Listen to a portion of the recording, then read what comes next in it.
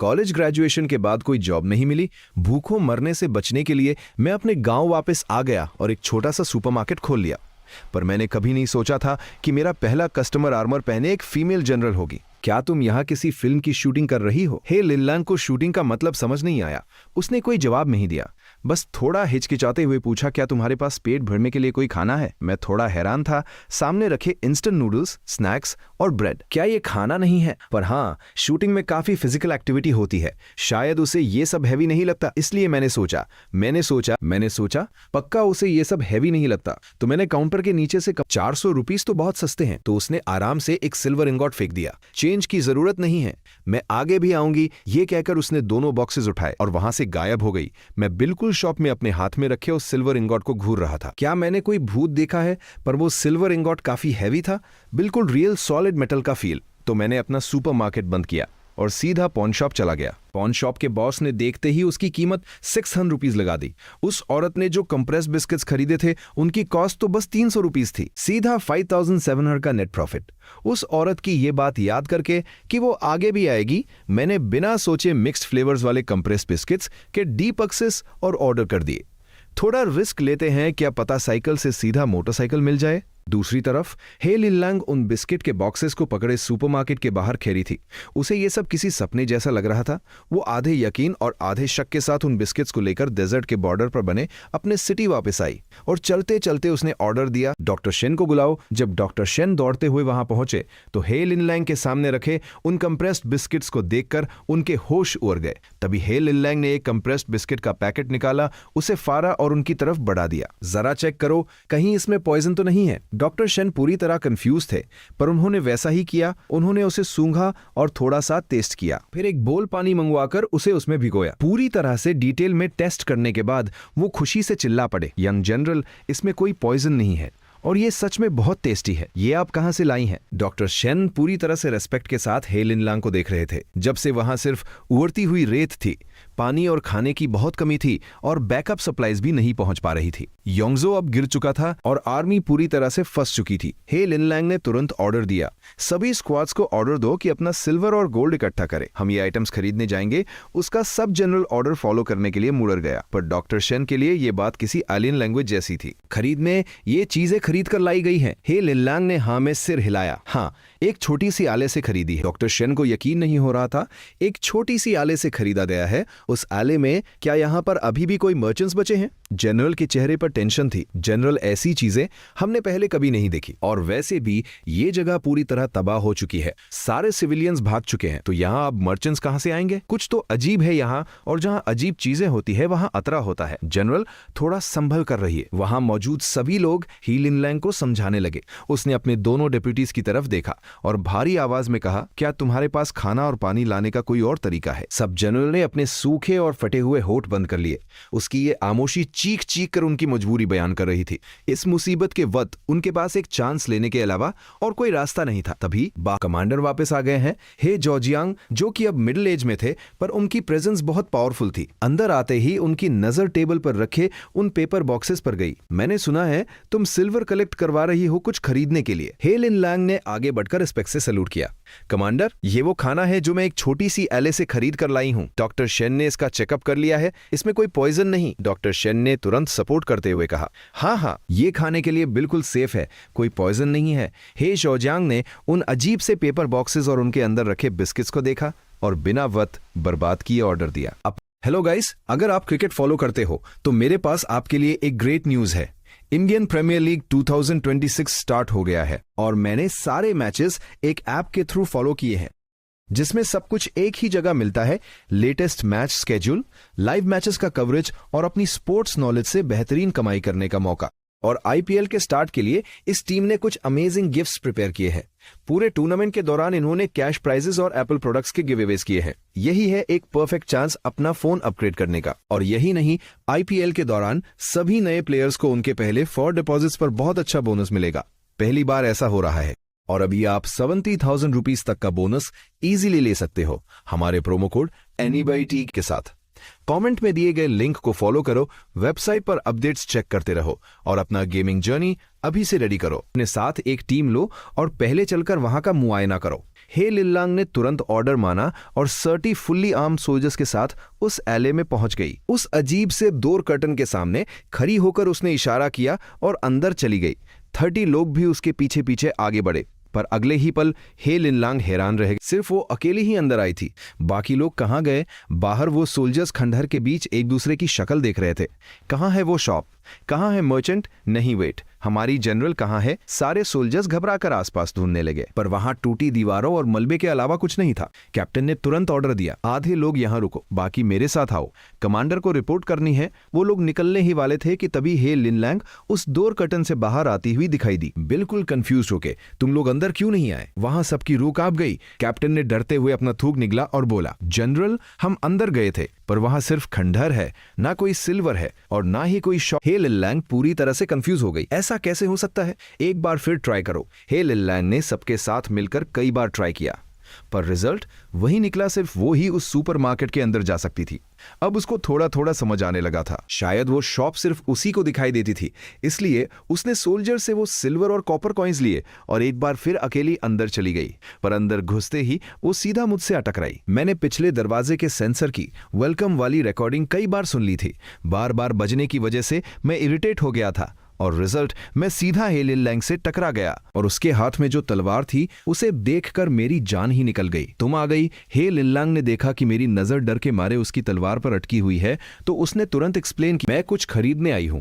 हे लिनलांग ने वो सिल्वर और कॉपर कॉइन्स काउंटर पर रख दिए। इनसे पिछली बार जैसे कितने बिस्किट्स और पानी मिल सकते हैं। काउंटर पर बिखरे उन सिल्वर और कॉपर कॉइन्स को देखकर मेरी नजर उन 2 सिल्वर इंगॉट्स पर अटक गई। ये दोनों इंगॉट्स पिछली बार वाले से बड़े थे और उनके साथ छोटे सिल्वर पीसेस और कॉपर कॉइन्स ये देखने में ही बहुत ज्यादा लग रहे थे। मैंने जोर से थूक निगला, खुद को शांत रखने की कोशिश की और कॉर्नर की तरफ इशारा किया। वो अभी अभी आए 20 बॉक्सेस कंप्रेस्ड बिस्किट्स और पानी, तुम वो सब ले जाओ। अभी मेरे पास बस इतना ही है। हे लिनलांग ने हाँ में सिर हिलाया और मेन पॉइंट पर आते हुए बोली, तो अगली बार जब मैं आऊंगी क्या तुम और ज्यादा बॉक्सेस अरेंज कर सकते हो? से 50 बॉक्सेस चलेगा? मैंने बिना हिचकिचाए हाँ कर दी। नो प्रॉब्लम, तुम बस लेने आ जाना। अंदर ही अंदर थोड़ी गिल्ट फील हो रही थी, तो मैंने पीछे स्टोर रूम से कुछ बॉक्सेस, इंस्टेंट नूडल्स और कुछ लंचन मीट कैंस भी निकाल लिए। थोड़ा सोचने के बाद मैंने एरबोतो लिकर की एक बोतल भी उसे पकड़ा दी। हे लिनलांग ने अपनी तलवार वापस कवर में डाली और कई बार चक्कर लगाकर वो सारा सामान पीछे के दरवाजे से बाहर निकाल लिया। जब वो चली गई और सारा सामान वहां से हट गया, मैंने शांति का सांस लिया, सुपरमार्केट का मेन डोर बंद किया और सीधा पॉन शॉप निकल गया। जाने से पहले मैंने उन सिल्वर कॉइन्स को अच्छे से चेक किया था। सिल्वर इंगॉट्स के ऊपर स्टैम्प्स लगे हुए थे, टोटल 3 अलग डिजाइन के। मैंने हर डिजाइन का एक एक उठा लिया और बचे हुए छोटे सिल्वर पीसेस में से बस एक छोटा टुकड़ा रखा, बाकी सब सेफली छुपा दिए और फिर मैं निकल पड़ा। पॉन शॉप के बॉस कुई शियान ने मुझे देखते ही एक्साइटमेंट में आके जल्दी से खड़े होकर मेरा वेलकम किया। सर आइए आइए बैठिए। शाओयुए जल्दी चाय लाओ। सर आए हैं, बैठिए। शाओयुए जल्दी चाय लाओ। मैंने हाथ हिलाकर मना किया और सीधा सिल्वर इंगॉट्स निकालकर टेबल पर रख दिए, बिना फालतू बात किए। जरा बताओ इनकी वैल्यू कितनी होगी? जैसे ही उसने मुझे सिल्वर इंगॉट्स टेबल पर आराम से फेंकते देखा, उसने थोड़ा दर्द महसूस करते हुए याद दिलाया, आराम से आराम से, ये काफी रेयर चीज है। पूरा चेक करने के बाद वो बड़ी एक्साइटमेंट के साथ बोला, ये दोनों सिल्वर इंगॉट्स 10 तैल के हैं और इनकी कंडीशन भी बहुत अच्छी है। मैं इन्हें तेंसाज पर पीस के हिसाब से लूंगा, कैसा रहेगा? मैंने तुरंत वो इंगॉट्स वापस खींचे और 3 कॉपर कॉइन्स टेबल पर फेंक दिए। एक बार इनको भी देख लीजिए। उन कॉपर कॉइन्स को देखते ही कुई शांग के माथे पर शिकन आ गई। उसने इतने सालों से पॉन शॉप चलाई थी तो वो इस मार्केट का एक्सपर्ट था, पर उन 3 कॉपर कॉइन्स पर बने डिजाइन और पैटर्न्स उसने पहले कभी नहीं देखे। लेकिन एक बात जो और भी अजीब थी वो ये कि इन 3 कॉपर कॉइन्स की सरफेस बिल्कुल शाइनी थी, जैसे इनका रेगुलरली यूज किया गया हो। ये देखने में फेक भी नहीं लग रहे थे। क्या ये किसी ऐसे छोटे समय के एम्पायर के थे जिसके कॉइन्स हिस्ट्री में रिकॉर्ड ही ना हुए हों? रेयर चीजें हमेशा कीमती होती है। अगर ये कॉपर कॉइन्स रियल निकले तो इनकी वैल्यू इजीली बहुत हाई हो सकती है। कुई शांग के दिल में लालच आ गया, पर उसने अपने चेहरे पर आने नहीं दिया और पूछा, सर क्या आपके घर में ऐसे और भी कॉपर कॉइन्स हैं? मैंने भी उसको घुमाते हुए जवाब दिया, अगर मैं इन्हें लाया हूं तो आप बस इन्हें चेक कीजिए, प्राइस सही लगा तो दे दूंगा, वरना अपने साथ वापस ले जाऊंगा। ये बोलकर मैंने दिल में चुपचाप आद किया, कुछ भी हो जाए मैं ये नहीं बताऊंगा कि ये भूत ने दिए हैं। कुई शांग के होठ थोड़े हिले। उसने कॉपर कॉइन्स को बहुत ध्यान से देखा, पर वो अभी भी किसी फाइनल फैसले पर नहीं पहुंच पा रहा था। मुझे एग्जैक्ट श्योर नहीं हो रहा सर, मैं इनके बारे में 100% कंफर्म नहीं हूं। एक काम करते हैं, ये दोनों सिल्वर इंगॉट्स मैं ले लेता हूँ और इन 3 कॉपर कॉइन्स की फोटोज में अपने टीचर को दिखाता हूँ। जैसे ही कोई अपडेट मिलेगी मैं आपको कॉल कर लूंगा। मैं थोड़ा चौंक गया। टीचर, मेरी ऐसी शक्ल देखकर कुई शांग ने एक फीकी मुस्कान दी। मैं एंटिक्विटीज अप्रेजल में ग्रेजुएट हूँ और मेरे टीचर इस फील्ड के टॉप एक्सपर्ट है। ये सुनकर मेरे दिल में थोड़ी सिंपैथी आ गई। सही बात है यार, कॉलेज स्टूडेंट्स के लिए जॉब मिलना बहुत मुश्किल है। मैंने उसको देखा जब वो अपने फोन से उन कॉपर कॉइन्स की कई फोटोज ले रहा था। फिर आखिर में उसने कॉइन्स मुझे वापस कर दिए और अगले ही सेकंड उसने देखा कि मैंने एक और छोटा सिल्वर का टुकड़ा निकाल लिया। इस बार बिना मेरे बोले ही चुई शांग ने उसे ले लिया।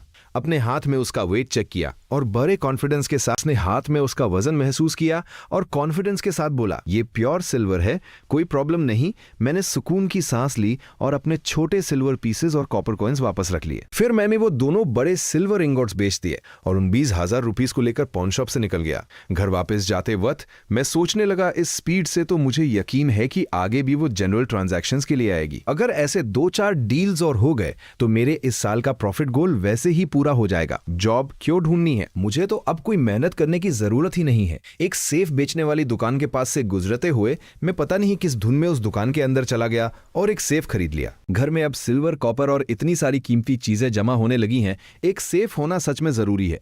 कुछ खाना पक करवा के जब मैं घर पहुंचा तो सेफ की डिलीवरी भी तभी हुई। पेट भर के मैंने तुरंत उन सारी कीमती चीजों को उठाया और सेफ में लॉक कर दिया और उसके बाद अपना हिसाब किताब शुरू किया। हे लिनलांग को दिए गए सामान की टोटल कॉस्ट सिर्फ 3,700 रुपीस थी और आज की मेरी टोटल सेल्स पूरे 4,000 रुपीस की हुई। सीधा तारवे था 700 रुपीस का नेट प्रॉफिट और इसमें मैंने अभी तक वो बचे हुए छोटे सिल्वर पीसेस और कॉपर कॉइन्स अद नहीं किए हैं। इनसेन प्रॉफिट है ये। इन पैसे के सामने अगर भूत से भी डील करनी पड़े तो क्या फर्क पड़ता है? बस पैसे छापते रहो। मैं इन्हीं कैलकुलेशंस के बारे में सोचता रहा और हंसते हंसते सो गया। पर वहां हे लिनलांग की दुनिया में तहलका मच चुका था। खरीद कर लाए गए बिस्किट्स और पानी को फिर से डॉक्टर शेन ने टेस्ट किया था और रिजल्ट वही था, बिल्कुल सेफ, कोई पॉइजन नहीं। लेकिन सब लोगों के मन में अभी भी एक बड़ा सवाल गूंज रहा था। वो शॉप सिर्फ और सिर्फ हे लिनलांग को दिखाई दे रही थी और उस शॉप का मालिक एक पतला दुबला, छोटे कपड़े पहने हुए एक बहुत ही हैंडसम यंग लग रहा था, जबकि बाकी सबको वहां उस दरवाजे के अंदर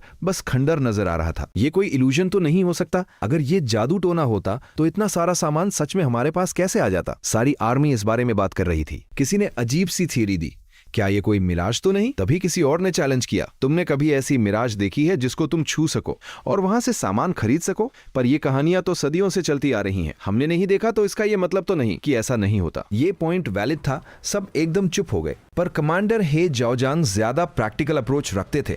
उन्होंने हे लिनलांग की तरफ देखकर कहा, कल तुम और लोगों को लेकर जाना और जितना ज्यादा खाना और पानी हो सके खरीद कर लाना, और हाँ, उससे पूछना कि वो शॉप वहां और कितने दिनों तक रहेगी। हे लिनलांग ने हाँ कहा और तुरंत अपनी प्रिपरेशंस में लग गई। हे जाओजांग ने अपने पास खैरे सब जनरल की तरफ देखा और गहरी आवाज में बोले, अगर कल सच में इतना सारा खाना और पानी आ गया तो हम सीज के लिए तैयार हो जाएंगे। ये सुनते ही वहां सब खुश हो गए और अपने अपने कामों में लग गए। अगली सुबह मैं फुल एनर्जी के साथ उठा और ग्राउंड फ्लोर पर सामान रिसीव करने चला गया। जो डिलीवरी बॉस सामान देने आया था वो सालों से मेरे पेरेंट्स के साथ बिजनेस कर रहा था। इतना सारा स्टॉक देखकर उससे रहा नहीं गया और पूछने लगा, भाई इतने सारे कंप्रेस्ड बिस्किट्स और पानी का क्या करोगे? कोई नया बड़ा क्लाइंट मिला है क्या? मैंने बिना सोचे जवाब दिया, हाँ समझ लो वैसा ही कुछ। एक बहुत बड़ा ऑर्डर मिला है जंगल सर्वाइवल ट्रेनिंग के लिए। हाँ, जंगल सर्वाइवल की ट्रेनिंग चल रही है। हर किसी को अपने साथ कंप्रेस्ड बिस्किट्स और मिनरल वाटर कैरी करना पड़ेगा। डिमांड बहुत ज्यादा है। इस लॉजिकल एक्सक्यूज से उस डिलीवरी बॉस के डाउट्स क्लियर हो गए और उसने फटाफट सामान उतारना शुरू कर दिया। सामान उतारने के बाद मैंने एक राहत की सांस ली। कहीं कोई रैंडम कस्टमर ही लिनलांग के राज को एक्सपोज ना कर दे, इसलिए मैंने आज फ्रंट डोर लॉक ही रखा। थोड़ी ही देर बाद सुपरमार्केट के सेंसर की आवाज आई। हे लिनलांग अंदर आ चुकी थी। दरवाजे के पास कंप्रेस्ड बिस्किट्स और पानी के बॉक्सेस के अंबार को देखकर उसकी आंखों में एक अजीब सी चमक आ गई। उसने मेरी तरफ देखा, सब रेडी है, इतना काफी है।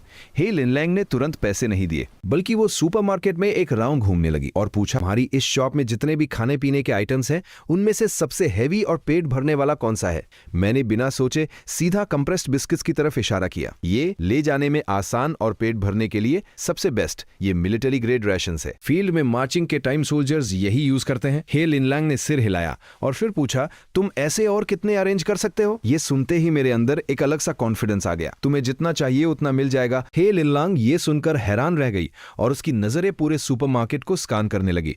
उसकी नजर ऊपर फर्स्ट फ्लोर की तरफ जाते देखकर मैंने जल्दी से एक्सप्लेन किया, ऊपर मैं रहता हूं और ये सब मैं थोड़ी बनाता हूं, ये सीधा फैक्ट्री से आता है। मतलब जैसे तुम्हारे जमाने में वर्कशॉप होती है ना, वहां से सप्लाई आती है। हे लिनलांग ने पिछली रात पहले ही अपनी आर्मी के नंबर्स कैलकुलेट कर लिए थे, तो उसने सीधा ऑर्डर दी, मुझे 5000 बॉक्स कंप्रेस बिस्किट्स और 5000 बॉक्स पानी चाहिए। ये सुनते ही मेरी आंखें फटी की फटी रह गई। ये कस्टमर तो बहुत खतरनाक है, सीधा 10,000 बॉक्सेस का ऑर्डर। ये तो मूवीज वाला सीन हो गया, एक ही बार में इतना बड़ा जैकपॉट। पर उसी वक्त मुझे एक गड़बड़ का एहसास हुआ। अगर ये सच में कोई गोश्त नहीं है तो एक पुरानी सदी का इंसान इतने सारे राशंस क्यों खरीद रहा है? और उसके कपड़े देखो, ये तो बिल्कुल वार पर जाने वाली सिचुएशन लग रही है। क्या सच में? हे लिनलांग को पहले से ही अंदाजा था कि मेरी हालत क्या होगी। उसने एक ट्रैश बैग जितना बड़ा कपड़े का थैला आगे किया, ये एडवांस पेमेंट है, तुम जल्दी से स्टॉक रेडी करवाओ, मैं कल आकर ले जाऊंगी, चलेगा? ये कहते हुए उसने थैला मेरी तरफ बढ़ाया। मैंने सबकॉन्शियसली अपने हाथ आगे किए, पर अगले ही सेकेंड वो थैला बहुत ज्यादा हेवी निकला और सीधा जमीन की तरफ गिरा। वर्द बहुत भारी है ये, मैं एक्सपेक्ट नहीं कर रहा था और घबराकर थोड़ा पीछे हट गया। हे लिनलांग ने शांति से बिना रिएक्ट किए उस थैले को उठाया और काउंटर पर रख दिया। इसमें भन ताल्स गोल्ड है, ये एडवांस है। अगर तुमने वक्त पर सामान डिलीवर कर दिया तो बाद में तुम्हें 200 टाल्स गोल्ड और मिलेगा। मैं वहीं जम गया, मेरे दिमाग में बस वही पल घूम रहा था जब हे लिनलांग ने उस थैले को पकड़ने में मेरी मदद की थी। हम दोनों के हाथ गलती से टच हो गए थे।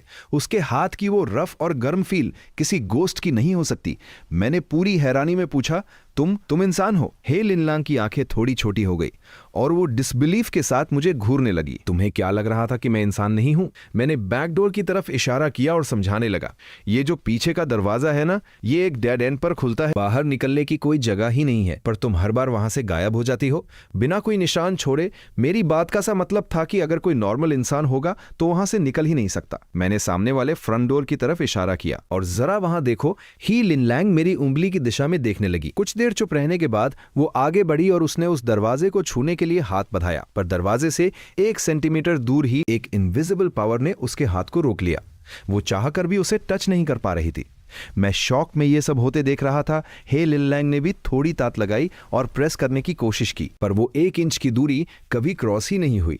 हे लिनलांग ने मेरे चेहरे की उड़ती हुई रंगत देखी तो हम दोनों के बीच सन्नाटा छा गया। मैंने एक गहरी सांस ली, जोर से अपना थूक निगला और प्लास्टिक का स्टूल खींचते हुए कहा, बैठ जाओ, मुझे लगता है हमें खुलकर बात करनी चाहिए। हे लिनलांग ने हाँ में सिर हिलाया। हमारी इस लंबी और खुली बातचीत के बाद दोनों तरफ फिर से सन्नाटा छा गया। काफी देर तक वहां खामोशी रही, जब तक मेरा दिमाग ठीक से फोकस नहीं हो गया। मेरी गांव के कोने में बनी ये छोटी सी सुपरमार्केट किसी दूसरे डिमेंशन से कनेक्टेड थी। ये तो पूरी तरह से माइंड ब्लोइंग था। हे लिनलांग भी धीरे धीरे इस रियलिटी को डाइजेस्ट कर रही थी। वो उठकर खड़ी हुई, तो मैं अब चलती हूँ, कल अपना मटेरियल लेने आऊंगी। मैंने सिर हिलाया और उसे डायरेक्टली वार्निंग देते हुए कहा, तुम्हें अपने इस गोल पर 100% गारंटी देनी होगी, तभी मैं तुम्हारे लिए इतना बड़ा ऑर्डर ला पाऊंगा। अगर इस गोल में कोई प्रॉब्लम निकली तो समझ लेना इसके बाद कोई डील नहीं होगी। हे लिनलांग का जवाब बहुत सॉलिड था, तुम किसी भी एक्सपर्ट से इसे चेक करवा सकते हो। अगर ये गोल्ड फेक निकला तो मैं, हे लिनलांग, अपना सिर काट कर तुम्हें फुटबॉल की तरह खेलने को दे दूंगी। ये सुनते ही मेरे हाथ हवा में हिलने लगे। अरे नहीं, इतनी एक्सट्रीम होने की जरूरत नहीं है, बस गोल्ड असली होना चाहिए, उतना ही काफी है। हे लिनलांग ने आगे कुछ नहीं कहा, वो पलट कर निकल गई। जाते टाइम वो अपने साथ आज के कंप्रेस बिस्किट्स और मिनरल वाटर के बॉक्सेस ले गई। साथ ही उसने आज के सामान के लिए 50 टेल्स का सिल्वर पेमेंट भी छोड़ दिया। जैसे ही हे लिनलांग निकली और सुपरमार्केट का डोर कर्टन शांत हुआ, मुझे अपने कानों में अचानक एक तेजे और मीठी डिंग डोंग साउंड सुनाई दी। क्रॉस डायमेंशनल इनिशियल ट्रांजैक्शंस 3 बार मुकम्मल हो चुकी है। Cross dimensional supermarket terminal system activated. Host binding successful.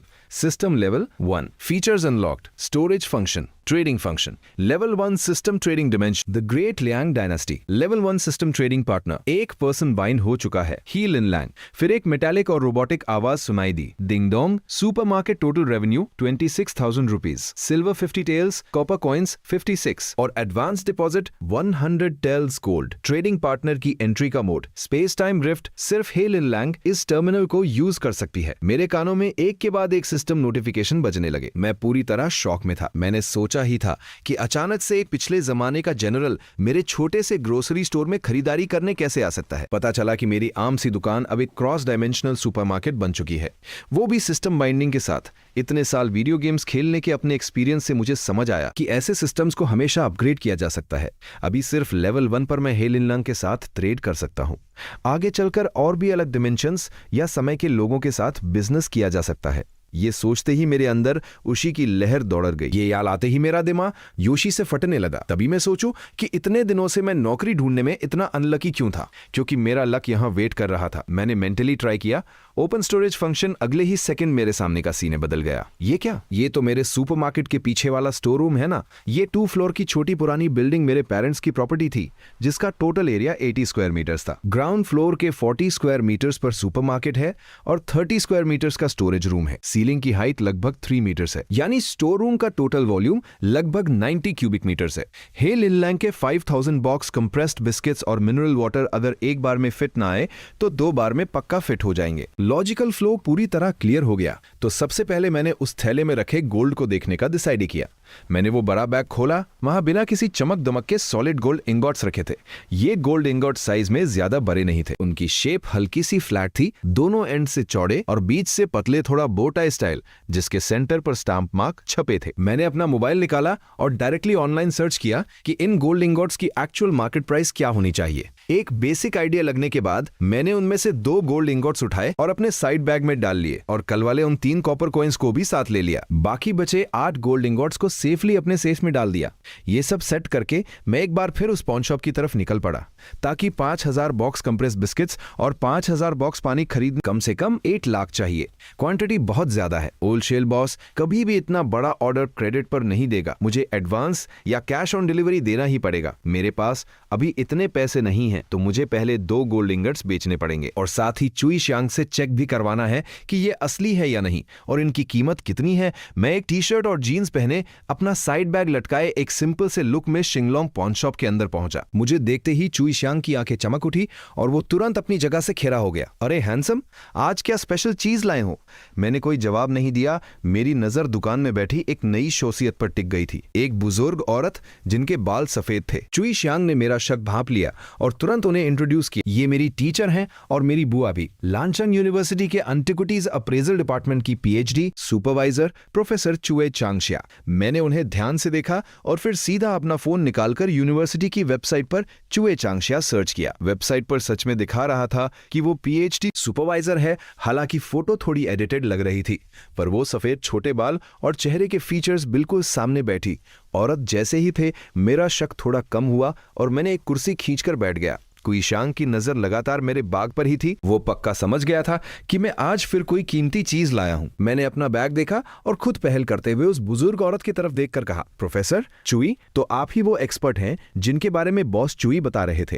Professor चुई चांगशिया को भी अब समझ आ गया और उन्होंने हैरानी से मेरी तरफ देखा। तो तुम ही वो लके हो जिसके पास वो स्पेशल कॉपर कॉइन्स हैं? मैंने हाँ में सिर हिलाया, पर सावधानी बरतते हुए कुछ और नहीं बोला। प्रोफेसर चुई बहुत एक्सपीरियंस थी। उन्होंने एक ही नजर में मेरी घबराहट देख ली और मुस्कुराते हुए बोली, बेटा घबराओ मत, मेरा कोई और इरादा नहीं है। बस कल रात जब शियांग ने मुझे उन कॉपर कॉइन्स की फोटो भेजी तो मैं बहुत क्यूरियस हो गई थी। मैंने ऐसे सिक्के पहले कभी नहीं देखे।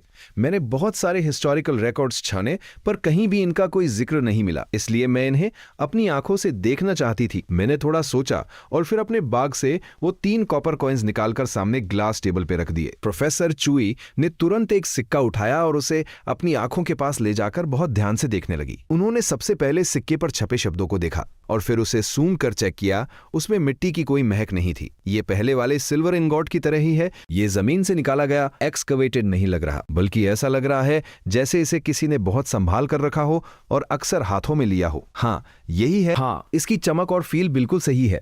मैंने इसे अच्छे से चेक कर लिया है। इसमें कुछ भी फेक नहीं है। बस एक ही अजीब बात है, इस तरह के दालियांग तोंगबा और तुम्हारे पिछले सिल्वर इंगॉट पर जो कैरेक्टर्स थे, उनका कोई रिकॉर्ड मुझे किसी भी हिस्टोरिकल टेक्स्ट में नहीं मिला। लेकिन अगर कोई चीज इतिहास में रिकॉर्ड नहीं है तो इसका मतलब ये नहीं कि वो फेक है। हो सकता है कि ये इतिहास में दर्ज ही ना हो या फिर इसके बहुत ही कम पीसेस बचे हो। मैं शांति से उनके चेक करने का इंतजार करता रहा और फिर प्रोफेसर प्रोफेसर कुई ने अपनी कीमत बताई 2000 पर पीस। तुम्हें क्या लगता है? ठीक है। प्रोफेसर चोए का टोन बहुत जेन्युइन था और उन्होंने आगे एक्सप्लेन किया, मार्केट में नॉर्मल टोंगबाओ सिक्के यूजुअली 1000 रुपीज पर पीस बिकते हैं, पर तुम्हारा ये पैटर्न बिल्कुल नया है तो ये और महंगा होना चाहिए था, लेकिन इन पर थोड़े से घिसने वेयर एंड टेयर के निशान हैं, इसलिए मैं तुम्हें सिर्फ 2000 पर पीस ही दे सकती हूँ। क्या तुम इन्हें बेचना चाहोगे? मैंने अपने घर के सेफ के बारे में सोचा जहां ऐसे बहुत सारे सिक्के पड़े थे और तुरंत हाँ कर दी। प्रोफेसर चुए का चेहरा वशी से खिल उठा और उन्होंने तुरंत चुए शियांग को पेमेंट करने को कहा। चुई शियांग की तेजर नजर ने पहले ही देख लिया था कि मेरे बाग में टिश्यू पेपर में लिपटा हुआ कुछ और भी है। पेमेंट ट्रांसफर करने के बाद उसने थोड़ा हिचकिचाते हुए पूछा, मिस्टर शी, क्या आपके पास हमें दिखाने के लिए कोई और अच्छी चीज भी है? मैंने थोड़ा सोचा और फिर अपने बाग से टिश्यू पेपर में लिपटी हुई वो चीज निकाली और टेबल पर रख दी। हमारी पिछली 3 डील्स की वजह से प्रोफेसर चुई और चुई शियांग अब बहुत केयरफुली पेश आ रहे थे। एक दूसरे की तरफ देखने के बाद प्रोफेसर चुई ने बहुत ही सावधानी से उस टिश्यू पेपर को खोला। जैसे ही वो चमकता हुआ भारी गोल्ड इंगॉट उनके सामने आया, उन दोनों की आंखें फटी की फटी रह गईं। ये गोल्ड इंगॉट है? मैंने बिना कुछ कहे हाँ में सिर हिलाया। प्रोफेसर चुई बहुत एक्साइटेड हो गई थी, उनकी आवाज तक कांप रही थी। गोल्ड इंगॉट ये सिल्वर इंगॉट से बहुत अलग है। पुराने जमाने में भी आम लोग ट्रेड के लिए गोल्ड इंगॉट्स का इस्तेमाल नहीं करते थे। मार्केट में ये बहुत ही कम देखने को मिलते थे। वो एक तरफ चुई शियांग को वेइंग स्केल लाने के लिए कह रही थी और दूसरी तरफ बहुत ही सावधानी से उस गोल्ड इंगॉट को उठाकर चेक कर रही थी। अच्छी तरह से देखने के बाद उन्होंने उसे स्केल पर रखा। 362 ग्राम्स। ये 10 तैल गोल्ड इंगॉट है? बिल्कुल सही। प्रोफेसर चोए पूरी तरह से एक्साइटमेंट में थी और मुझे एक टीचर की तरह समझाने लगी। पुराने जमाने के स्केल में 16 तैल का 1 जिन आधा किलो होता था, तो 1 तैल लगभग 31 से 36 ग्राम्स के बीच होता था। अलग अलग डायनेस्टी के हिसाब से हमारा ये गोल्ड इंगॉट कलर, प्योरिटी और वेट सब में परफेक्ट है। ये एब्सोल्यूट प्योर क्वालिटी है। प्रोफेसर चुई के एक्सप्लेनेशन को सुनकर मैं बस सिर हिलाता रहा। मुझे भी गोल्ड इंगॉट्स की मार्केट वैल्यू का थोड़ा आइडिया लग गया था। बहुत मुश्किल से प्रोफेसर चुए ने अपनी बात रोकी और मुझसे पूछा, क्या तुम इसे भी बेचना चाहते हो? मैंने हाँ में सिर हिलाया और जानबूझकर एक गहरी सांस ली। मुझे बहुत अर्जेंट पैसों की जरूरत है, तो मेरे पास इसे बेचने के अलावा कोई ऑप्शन नहीं है। प्रोफेसर चुई ने मेरे इस रीजन पर कोई सवाल नहीं किया। वो कुई शियांग को साइड में ले गई और कुछ देर बात की। वापस आकर उन्होंने पूछा, इस गोल्ड इंगॉट के लिए 8 लाख ठीक रहेगा? मैंने चौंक कर पूछा, 8 लाख? जब मुझे रियलाइज हुआ तो मैंने तुरंत हाँ कर दी। फिर मैंने अपने बाग से एक और गोल्ड इंगॉट निकाला। मेरे पास 2 हैं, मैं दोनों बेचना चाहता हूं। प्रोफेसर चुई और चुई शियांग के चेहरों पर यूशी और भी बद गई। उन्होंने तुरंत पेमेंट ट्रांसफर करने की तैयारी शुरू कर दी। जब मैं अपने अकाउंट में 1.6 मिलियन 16 लक्स लेकर वहां से निकला, तब जाकर कोई शियांग ने अपनी बुआ की तरफ एक हेल्पलेस लुक दिया। बुआ, मेरी ये दुकान पॉन शॉप है, हम मार्केट प्राइस पर चीजें नहीं खरीद सकते। पॉन शॉप के रूल्स के हिसाब से एक तेंतेल गोल्ड इंगॉट के लिए मैक्सिमम 6 लाख दिए जाते हैं, यही रूल है। पर प्रोफेसर चुई बिल्कुल सीरियस थी। तुम्हें क्या पता, इस गोल्ड इंगॉट पर जो इंस्क्रिप्शन लिखावट है वो पहले कभी नहीं देखी गई। ये बहुत पॉसिबल है कि ये किसी ऐसे एम्पायर का हो जिसका हिस्ट्री में रिकॉर्ड ही ना हो। एक नॉर्मल 10 तैल गोल्ड इंगॉट के मुकाबले अगर ये कोई इकलौता पीस यूनिक आर्टिफैक्ट हुआ तो इसकी कीमत 3 गुना ज्यादा हो सकती है। मैंने तो फिर भी प्राइस कम ही रखा है। वो रुकी और फिर समझाने लगी, तुम एक यंग लॉगर के को जिसे मार्केट का आइडिया नहीं है बेवकूफ कैसे बना सकते हो? और वैसे भी उसके घर तो क्या होता अगर उसे बाद में पता चलता कि उसे ठगा गया है, तो वो फ्यूचर में अपनी कीमती चीजें किसी और को बेच देता। इसमें हमारा ही नुकसान होता। कुई शियांग और बहस करना चाहता था, कौन सी पॉन शॉप एक गोल्ड इंगॉट के 8 लाख देती है? 6 लाख भी बहुत ज्यादा था। पर अपनी बुआ का ये स्कॉलर माइंडसेट देखकर, जो हमेशा आर्टिफैक्ट्स की ट्रू वैल्यू को शॉर्ट टर्म प्रॉफिट से ज्यादा अहमियत देती थी, उसने चुप रहना ही सही समझा। पॉन शॉप से बाहर निकलते ही मैंने तुरंत होलसेल बॉस अंकल मेंग को कॉल किया और ऑर्डर प्लेस किया। अंकल मेंग ने फोन पर बताया, मिनरल वाटर कोई प्रॉब्लम नहीं है, वो कभी भी अरेंज हो जाएगा। प्रॉब्लम सिर्फ कंप्रेस्ड बिस्किट्स की है। 5000 बॉक्सेस, इतने बड़े ऑर्डर के लिए हर जगह से स्टॉक मंगवाना पड़ेगा, हो सकता है दूसरे सिटी से भी लाना पड़े। किस्मत से मुझे इस बात का आइडिया था, तो मैंने तुरंत अपनी रिक्वायरमेंट्स को थोड़ा रिलैक्स कर दिया। ब्रांड से कोई जर्क नहीं डरता, पैकेजिंग कैसी भी हो, बस मुझे 5000 बॉक्सेस कंप्रेस्ड बिस्किट्स चाहिए और जितना जल्दी हो सके उतना अच्छा। अंकल मेंग से पक्का प्रॉमिस मिलने के बाद ही मैंने चैन की सांस ली और अब मैं अपने नेक्स्ट प्लान के बारे में सोचने लगा। अगर ये बड़ा ऑर्डर सक्सेसफुल रहा तो जो दुकान मुझे पहले बहुत छोटी और बेकार लगती थी, अब उसे थोड़ा सेट करना पड़ेगा। स्टोर रूम को साफ करना बहुत जरूरी है। जो फालतू का सामान है उसे बाहर निकालकर जगह बनानी पड़ेगी ताकि कंप्रेस्ड बिस्किट्स और पानी के बॉक्सेस आराम से आ सके। अगर ये ऑर्डर पूरा हो गया तो फाइनेंशियल फ्रीडम पक्की है। मैंने खुद को मोटिवेट किया, एक इंस्टेंट नूडल का पैकेट बनाया, जल्दी से खाया और स्टोर रूम साफ करने के लिए तैयार हो गया। स्टोर रूम में बहुत कचरा भरा था, फालतू के स्नैक्स, रैंडम कबाड़ और खाली गत्ते, कार्डबोर्ड बॉक्सेस के ढेर। मैंने सोचा पहले खाली बॉक्सेस को बाहर निकाल दूं, जो सामान शेल्फ्स पर रखा जा सकता है उसे रख दूं और जो नहीं रखा जा सकता उसे एक बॉक्स में पक करके कोने में रख दूं। पर मैंने अभी आधा काम ही किया, मेरी कमर दर्द करने लगी।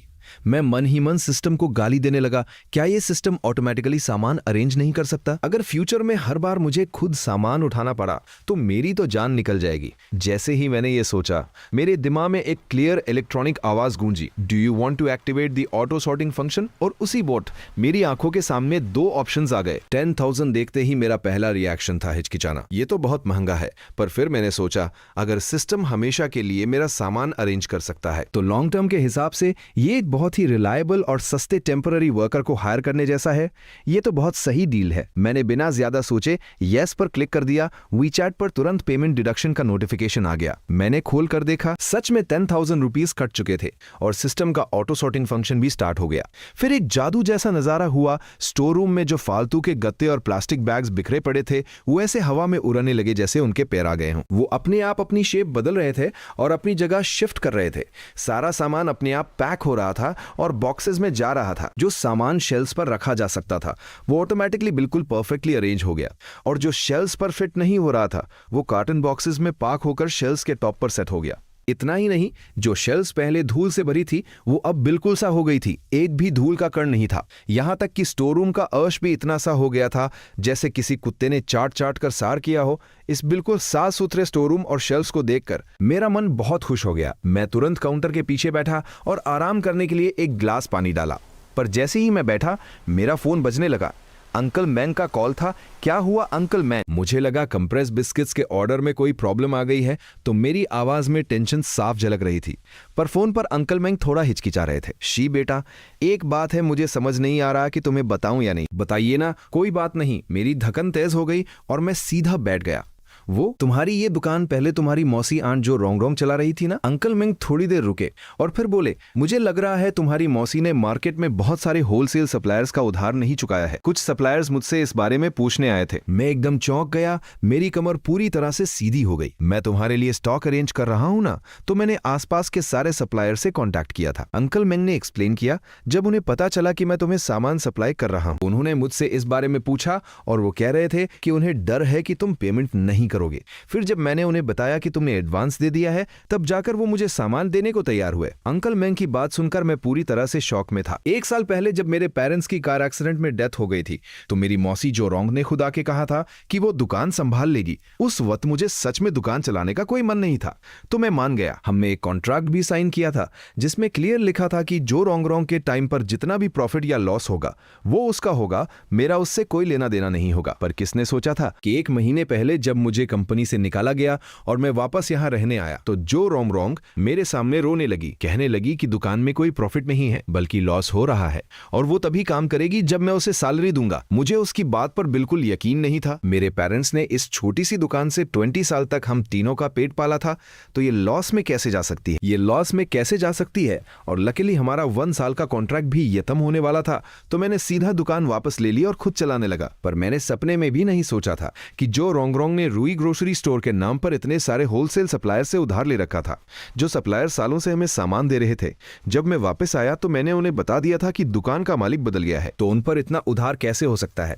अंकल मैंग ने एक हल्की सी हंसी के साथ समझाया, बेटा, जब तुमने उन पुराने सप्लायर्स को बताया तो उन्होंने शुरू में उसे उधार दिया था, पर जब उन्होंने देखा कि जो रोंग पेमेंट करने में नाटक कर रही है तो उन्होंने उधार देना बंद कर दिया। फिर उसने तुम्हारी दुकान के नाम पर नए सप्लायर्स ढूंढ लिए और उनसे उधार लेना शुरू कर दिया। मुझे 1 सेकंड में सब समझ आ गया। मैंने हंसते हुए कहा, मुझे बताने के लिए बहुत बहुत शुक्रिया अंकल मैंग। प्लीज उन सप्लायर्स को मेरी तरफ से क्लियर कर देना। जिसने उनसे सामान उधार लिया है पैसे उसी से मांगे। अगर वो पैसे नहीं दे रही है तो जल्दी से जाकर उस पर कोर्ट केस कर दे। मेरा इससे कोई लेना देना नहीं है। अंकल मैंग ने तुरंत हामी भरी और फोन काट दिया। मैंने अपना सिर खुजलाया। मैं सोच रहा था कि क्या मुझे खुद से जो रोंग को कॉल करके पूछना चाहिए, पर फिर लगा कि कोई फायदा नहीं। ऐसे मैटर्स में जो पहल करता है वो अपना कंट्रोल खो देता है। और वैसे भी उधार जो रोंगरोंग ने लिया है मैंने नहीं, भार में जाए जो रोंगरोंग। दोपहर के करीब अंकल मैंग पहली डिलीवरी लेकर पहुंच गए। 3000 बॉक्सेस कंप्रेस्ड बिस्किट्स और 2000 बॉक्सेस मिनरल वाटर। मौसी के उस उधार वाले नाटक के बाद मैंने कोई डिले नहीं किया और उसी वोट सारा रिमेनिंग पेमेंट क्लियर कर दिया, और साथ ही अंकल मैंग से प्रॉमिस भी किया कि जब नेक्स्ट डिलीवरी आएगी मैं उसका भी ऑन द स्पॉट पेमेंट करूंगा, 1 रुपया भी उधार नहीं रखूंगा। ये सुनकर अंकल मिंग इतने खुश हुए कि उनके चेहरे की झुर्रियां तक हंसने लगी। ये हुई ना बात, तुमने ये ऑर्डर बहुत अर्जेंट मांगा था तो मैंने भी कई लोगों को एडवांस पेमेंट करके ये स्टॉक उठाया है। तुम्हारा ये एटीट्यूड देखकर मुझे बहुत तसल्ली मिली। मैंने इस ऑर्डर में प्राइस बार्गेन करने की बिल्कुल कोशिश नहीं की थी। आखिरकार ही लिनलांग के साथ जो डील हो रही थी उसका प्रॉफिट मार्जिन इनसेन था। मैं बस इतना चाहता था कि सारा सामान टाइम पर और परफेक्टली रेडी हो जाए ताकि फ्यूचर डील्स में कोई प्रॉब्लम ना आए, क्योंकि शॉप के अंदर सिर्फ हे लिनलांग ही आ सकती थी। सामान अनलोड करना एक प्रॉब्लम था, इसलिए मैंने अंकल मैंग से 2 फ्लैट बेड ट्रॉलीज हाथ गादियां रख ली जो पिछले दरवाजे से अंदर आ सके। मेरा प्लान था कि सिस्टम का ऑटो सॉर्टिंग फंक्शन यूज करके इन ट्रॉलीज को भर दूं ताकि हे लिनलांग आसानी से सामान ले जा सके। अंकल मैंग खुशी खुशी मान गए और प्रॉमिस किया कि बाकी का स्टॉक वो शाम तक भिजवा देंगे। फिर वो जल्दी से वहां से निकल गए। मैंने सुपरमार्केट का मेन डोर लॉक किया, सिर्फ बैक डोर खुला रखा और फिर सिस्टम के ऑटो सॉर्टिंग फंक्शन का यूज करके आए हुए सारे कंप्रेस्ड बिस्किट्स और पानी को बैक डोर के पास परफेक्टली अरेंज कर दिया ताकि हे लिन सुपरमार्केट का सेंसर बज उठा। हे लिनलांग अंदर आई। दरवाजे के पास full loaded flat bed trolleys देखकर उसकी आंखें चमक उठी। उसने पक्का एक्सपेक्ट नहीं किया था कि मैंने इतना सब सोच कर रखा होगा। इन 2 ट्रॉलीज से बहुत आसानी हो जाएगी। तुम पहले एक ट्रॉली बाहर ले जाओ, अनलोड करो और खाली ट्रॉली वापस ले आओ, तब तक मैं सिस्टम से दूसरी ट्रॉली लोड कर दूंगा। इससे काम बहुत जल्दी हो जाएगा। हे लिनलांग ने हाँ में सिर हिलाया और बिना कुछ कहे एक हैवी लेदर बैग मेरी तरफ बढ़ा दिया। मैंने बैग खोलकर देखा, उसमें पूरे 20 गोल्ड इंगट्स भरे हुए थे। पेमेंट पूरी तरह क्लियर हो चुकी थी। ट्रॉली ले जाओ। हे लिनलांग ने सिर हिलाया, एक फुल लोडेड ट्रॉली को धक्का दिया और बैक डोर से बाहर निकल गई। बाहर इंतजार कर रहे सोल्जर्स पूरी तरह तैयार थे। जैसे ही ट्रॉली बाहर आई उन्होंने फटाफट सामान अनलोड किया और हॉर्स कार्ट्स में लोड करना शुरू कर दिया। बहुत ही स्पीड में एक ट्रॉली का सारा सामान कार्ट पर लोड हो गया। फिर हे लिनलांग खाली ट्रॉली वापस ले आई ताकि मैं उसे दोबारा लोड कर सकूं, पर 2-4 चक्कर लगाने के बाद हे लिनलांग को कुछ अजीब लगने लगा। वो एक फुल ट्रॉली बाहर ले जाती और कुछ ही पलों में जब वापस आती तो दूसरी ट्रॉली पहले से ही फुल लोडेड और परफेक्टली सेट मिलती और मैं वहां आराम से खैरा रहता, ना कोई पसीना ना कोई थकावट, जैसे मैंने कुछ किया ही ना हो। पर हे लिनलांग ने कुछ नहीं पूछा। ये दुकान अपने आप में ही बहुत मिस्टीरियस थी। जो डिमेंशंस को कनेक्ट कर सकती है उसका मालिक थोड़ा मिस्टीरियस हो तो क्या बड़ी बात है। बहुत ही जल्दी स्टोर रूम में आया हुआ बिस्किट्स और पानी का पहला लॉट डिलीवर हो गया। मैंने हे लिनलांग को एक्सप्लेन किया, मेरे स्टोर रूम की स्पेस बस इतनी ही है तो इस बार में इतना ही स्टॉक आ पाया। तुम 2 घंटे 2 सेशन बाद वापस आना, तब तक बाकी का सामान भी आ जाएगा और मैं एक ही बार में तुम्हें सारा सामान दे दूंगा। हे लिनलांग ने बिना किसी हिचकिचाहट के हाँ कहा और मुड़कर जाने लगी। अभी के लिए ये हजारों बॉक्सेस की सप्लाईज सेना को अटैक शुरू करने के लिए काफी थी। अगर जंग सही रही तो शायद आगे सप्लाईज की जरूरत ही ना पड़े और योंगजू सिटी आजाद हो जाए। पर जैसे ही वो दरवाजे तक पहुंची हे लिनलांग को अचानक कुछ याद आया। वो रुकी, मुड़ी और पूछा, बॉस शी, क्या तुम्हारे पास घाव ठीक करने की दवा, एक्सटर्नल वुंड मेडिसिन और घाव धोने के लिए स्ट्रॉन्ग शराब, हाई प्रूफ अल्कोहल मिल सकती है? जितनी ज्यादा मिल सके उतना अच्छा। मैं सुनते ही समझ गया। मैं हंसते हुए बोला, तुम डर रही हो कि बैटल में सोल्जर्स घायल होंगे और तुम्हारे पास दवाइयां नहीं है, है ना? हो जाएगा, तुम मुझे पैसे दो, मैं अभी तुम्हारे लिए स्टॉक मंगवा लेता हूँ, सब अरेंज कर दूंगा। हे लिनलांग की आंखों में एक रिस्पेक्ट की चमक आ गई। उसने बस इतना कहा, तुम इंतजार करो, और वो तेजी से बैक डोर से बाहर निकल गई। कुछ ही देर बाद हे लिनलांग पसीने से भीगी हुई वापस अंदर आई। उसने एक और भारी बैग मेरी तरफ बढ़ाया और हाफते हुए बोली, अभी के लिए बस इतना ही है। इसमें 20 10 तैल के सिल्वर इंगॉट्स हैं और 10 10 तैल के गोल्ड इंगॉट्स हैं। अगर ये कम पड़े तो मैं अगली बार और ले आऊंगी। Done, no problem. मैंने बैग लिया, एक बार चेक किया और तुरंत डील पक्की कर दी। हम दोनों ने जानबूझकर प्राइसेस के बारे में कोई बात नहीं की। मुझे ओल्ड एरा की मेडिकल सप्लाईज के रेट का कोई आइडिया नहीं था। अगर मैं ज्यादा मांग लेता तो शायद हे लिनलांग पीछे हट जाती और कम मांगता तो मेरा लॉस होता। और हे लिनलांग को अच्छे से पता था कि वार के टाइम पर मेडिकल सप्लाईज कितनी कीमती होती। जंग में ये दवाइयां एक एक सोल्जर की जान बचा सकती है। अगर दवाइयां मिल रही है तो प्राइस चाहे जो हो वो देने को तैयार थी। शुरू में मैंने सोचा कि सीधा मेडिकल अल्कोहल, रबिंग अल्कोहल की बोतलें खरीद लूं, पर फिर मुझे याद आया हे लिनलांग के पास हजारों सोल्जर्स की आर्मी है। जंग में घायल होने वाले सोल्जर्स भी बहुत होंगे। इसके लिए मुझे कितना सारा मेडिकल अल्कोहल खरीदना पड़ेगा। मैंने आसपास की कुछ फार्मेसीज में पता किया तो मेडिकल स्टोर वालों ने मुझे बहुत अजीब नजरों से देखा। और बार बार पूछने लगे, तुम्हें इतना सारा अल्कोहल क्यों चाहिए? ये सिर्फ डिसइंफेक्ट नहीं करता, आग भी पकड़ता है। कोई इल्लीगल काम तो नहीं करने वाले ना तुम? इन सवालों से परेशान होकर मैंने मेडिकल अल्कोहल खरीदने का आइडिया ड्रॉप कर दिया। आखिरकार मेडिकल अल्कोहल भी तो शराब ही है, तो क्यों ना डायरेक्टली हाई प्रूफ शराब ही खरीद लूं? घाव भी साफ हो जाएंगे और कोई फालतू सवाल भी नहीं पूछेगा। मैंने तुरंत पास के गांव में 20 सालों से शराब बनाने वाले अंकल चिन को कॉल किया। अंकल चिन की शराब बहुत प्योर और विदाउट मिक्स होती थी। उनके बहुत रेगुलर कस्टमर्स थे और प्राइस भी बहुत सही था। जब मैंने उन्हें बताया कि मुझे सबसे स्ट्रांग शराब चाहिए, अंकल चिन खुशी से उछल पड़े। है, बिल्कुल है, मेरे पास श्वांगजेंग डबल डिस्टिल्ड शराब है, पूरे 60% अल्कोहल, 60 प्रूफ। नॉर्मल मैं इसे 15 रुपीज पर जिन 500G बेचता हूं, पर तुम ज्यादा ले रहे हो तो 10 रुपीज पर जिन लगा दूंगा। ये शराब इतनी स्ट्रांग है कि इसकी सेल्स बहुत कम है, लगभग 1 साल से रखी हुई है। परफेक्ट, मुझे यही चाहिए। मैंने तुरंत हाँ कर दी और पूछा, अंकल चिन, आपके पास ये श्वांगजेंग शराब टोटल कितनी है? मुझे सारी चाहिए। अंकल चिन ने हैरानी से एक लंबी सांस खींची। तुम्हें सारी चाहिए? मेरे पास लगभग 300 जिन 150 किलो बची है। तुम पक्का सारी लोगे? पक्का पूरी 300 जिन पाक कर दो, मैंने कॉन्फिडेंटली जवाब दिया। थोड़ी अंकल चिन अपनी 3 व्हीलर ट्राइसिकल में वो श्वांगजेंग शराब लेकर मेरी दुकान पर पहुंच गए। मैंने उसी वक्त उन्हें 3000 कैश दिया और घाव धोने के लिए स्ट्रांग शराब की प्रॉब्लम इजीली सॉल्व हो गई। शराब का इंतजाम होते ही मैंने तुरंत मेतवान डिलीवरी ऐप खोला और मेडिकल सप्लाईज ऑर्डर करनी शुरू कर दी। यूनान बायाओ ब्लीडिंग रोकने का पाउडर, हेमोस्टैटिक स्प्रे और बिना टांके वाली सूचर फ्री वूंड ड्रेसिंग्स, एक भी चीज मिस नहीं होनी चाहिए। ओ हाँ, इन्फेक्शन और बुआर की दवाइयां भी तो चाहिए। इबुप्रोफेन सस्ती है, एक बॉटल में 100 टैबलेट्स आती है। पेनिसिलिन वी पोटेशियम टैबलेट्स सबसे सस्ते ब्रांड की 1 बॉक्सेस ये भी, और बैंडेड्स, हैंड सैनिटाइजर्स, ये सब भी बल्क में ऑर्डर कर दिए। मैंने एक रफ कैलकुलेशन की, ये सारी दवाइयां और शराब मिलाकर लगभग 50,000 रुपीज का खर्चा हुआ। अभी के लिए इतना काफी है, कम पड़ेगा तो बाद में और मंगवा लूंगा। मैंने खुद से बरबराते हुए चैन की सांस ली। जैसे ही मैंने मैथवन पर ऑर्डर प्लेस किया, अंकल मेंग की दूसरी डिलीवरी भी पहुंच गई। जब अंकल मेंग ने देखा कि जो स्टोर में पहले खचाखच भरा हुआ था वो अब फिर से पूरी तरह खाली है, तो उनका मुंह खुला का खुला रह गया। अरे बेटा, वो जो पहले स्टॉक भेजा था वो सब बिक गया। मैंने हंसते हुए सिर हिलाया। हाँ अंकल मेंग, पार्टी ने पेमेंट कर दी तो मैंने सारा माल उठावा दिया। बिजनेस में स्पीड तो रखनी ही बढ़ती है ना। अंकल मैंने कुछ सोचा, फिर मेरे पास आकर बहुत ऑनेस्टली बोले, शी बेटा, हमारा सालों का रिलेशन है, अगर तुम्हें मुझ पर भरोसा है तो नेक्स्ट टाइम मुझे सीधा डिलीवरी लोकेशन बता देना, मैं खुद सारा माल वहां डिलीवर करवा दूंगा।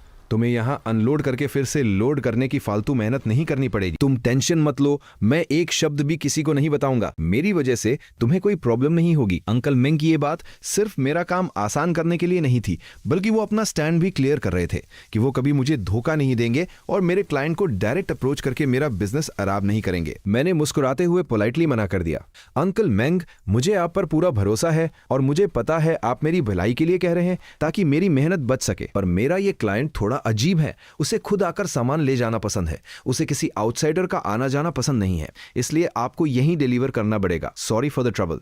अंकल मेंग को लगा कि मैं शायद अभी भी उन पर ट्रस्ट नहीं कर रहा हूं, तो उन्हें थोड़ा बुरा लगा, पर फिर उन्होंने सोचा, एक छोटे से गांव के सुपरमार्केट के लिए लाखों की डील, ये तो लगभग 1 साल की सेल्स के बराबर है। इतने बड़े ऑर्डर के लिए एक यंग लगड़ा अगर केयरफुल हो रहा है और किसी आउटसाइडर को इन्वॉल्व नहीं करना चाहता तो ये नॉर्मल बात है। अंकल मेंग ने खुद को समझा लिया, फटाफट सामान अनलोड किया, पेमेंट ली और वहां से निकल गए। जाने से पहले अंकल मेंग ने आस तौर पे आंट जो रोम के उधार वाले मैटर के बारे में याद दिलाया। शी बेटा, मैंने उन सप्लायर्स को सब बता दिया था जिनका उधार फंसा हुआ है। वो कह रहे थे कि वो आज रात को ही तुमसे मिलने आएंगे, तुम पहले से तैयार रहना, कहीं वो लोग तुम्हें फालतू में परेशान ना करें। अंकल मेंग का मतलब था कि वो सप्लायर्स पैसे ना मिलने पर यहां आकर हंगामा कर सकते हैं। मैंने मुस्कुराते हुए सिर हिलाया। मैं समझ गया अंकल मेंग, बताने के लिए थैंक यू, मैं रेडी रहूंगा। अंकल मेंग के जाने के कुछ देर बाद मेतवान से ऑर्डर की गई दवाइयां भी पहुंचने लगी। छोटे बड़े बहुत सारे कार्टन बॉक्सेस आए। मैंने सब रिसीव करके स्टोर रूम में रख दिया और सिस्टम ने ऑटोमेटिकली सब कुछ परफेक्टली अरेंज कर दिया। फिर मैंने फ्रंट डोर लॉक किया, बैक डोर खोला और क्रॉस डायमेंशनल सुपरमार्केट फिर से ओपन हो गया। अब बस हे लिनलांग के आने का इंतजार था। जब तक मैंने सब कुछ सेट किया, बाहर शाम ढलने लगी थी, पर गर्मी अभी भी बहुत थी। थोड़ी दूर से एक तरबूज बेचने वाले की 3 व्हीलर की आवाज आ रही थी जो मेगाफोन पर अनाउंस कर रहा था। मेरा भी मन ललचा गया। मैंने जोर से आवाज दी, बॉस मुझे 2 सबसे बड़े और मीठे तरबूज दे दो। हाथ में पंखा झलते हुए ग्राम्पा हे जो पास में ही रहते थे वो मुझे देखकर मुस्कुराए और मजाक करने लगे। मैंने तुरंत उन्हें आवाज देकर बुलाया और जो नया तरबूज खरीदा था उसे काटकर एक लाल और मीठा पीस उनकी तरफ बढ़ा दिया। अरे शी, तूने पूरा दिन सुपरमार्केट का फ्रंट डोर क्यों बंद रखा था? अंदर ऐसा क्या सीक्रेट बिजनेस चल रहा था? अरे ग्रैंडपा हे, आइए पहले ये ताजा और मीठा तरबूज खाइए। ग्रैंडपा हे ने तरबूज लिया और एक बड़ा बाइट लिया। मीठा रस उनके होठों से टपकने लगा और उनकी आंखें मूशी से छोटी हो गई। अरे वाह, शी बेटा तो अब बहुत समझदार हो गया है। जैसे ही वो बैठे, ग्रैंडपा ही के साथ रोज बातें करने वाले कुछ और पुराने पड़ोसी भी वहां आ गए। मैंने जल्दी से प्लास्टिक के स्टूल निकाले, तरबूज काटा और सबको बांट दिया। सब लोग सुपरमार्केट के बाहर बैठ के तरबूज खाते हुए बातें करने लगे। बातों बातों में सब पड़ोसियों ने मेरे बारे में पूछना शुरू कर दिया। किसी ने पूछा कि मैं अचानक से गांव वापस आकर दुकान क्यों चलाने लगा। किसी ने पूछा कि मेरी कोई गर्लफ्रेंड बनी या, और किसी ने मेरी मौसी जो रोंग के बारे में पूछा कि वो अब दुकान संभालने क्यों नहीं आती।